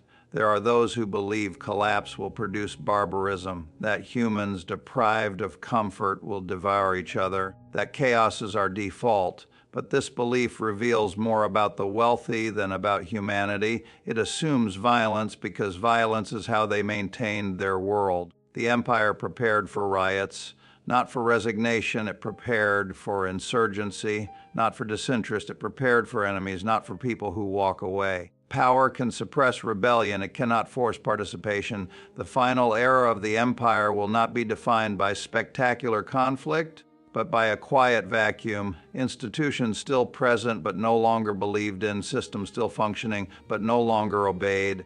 Economies still extracting, but extracting from bodies that have nothing left to give.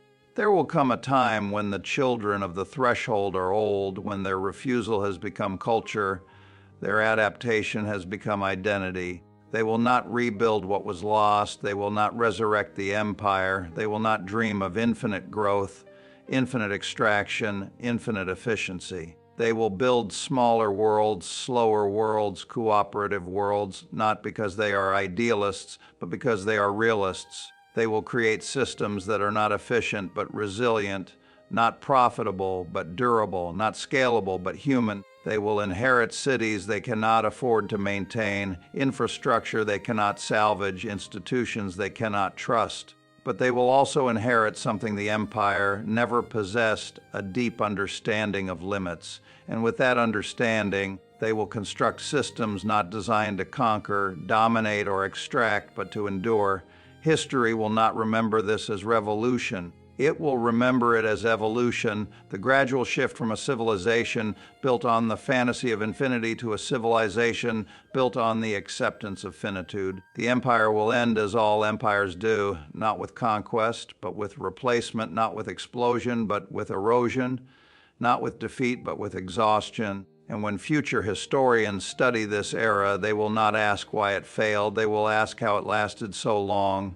Given the cruelty of its design, the fragility of its assumptions, and the impossibility of its promises, they will marvel at our blindness, our obedience, our desperation to pretend that extraction equals prosperity, that accumulation equals achievement, that growth equals progress. But they will also marvel at something else, something unexpected, something improbable, that in the ruins of the most powerful economic system in history, human beings did not become monsters, they became minimalists, not because they rejected civilization, but because they understood what civilization forgot, that the purpose of life is not growth, it is continuity, not profit, but presence, not conquest, but connection. The empire will vanish, the world will remain, and in the long night that follows, people will learn to see again, not as consumers, workers, or assets, but simply as humans, bound by a future they can no longer postpone and a planet they can no longer ignore. The age of extraction will end. The age of endurance will begin.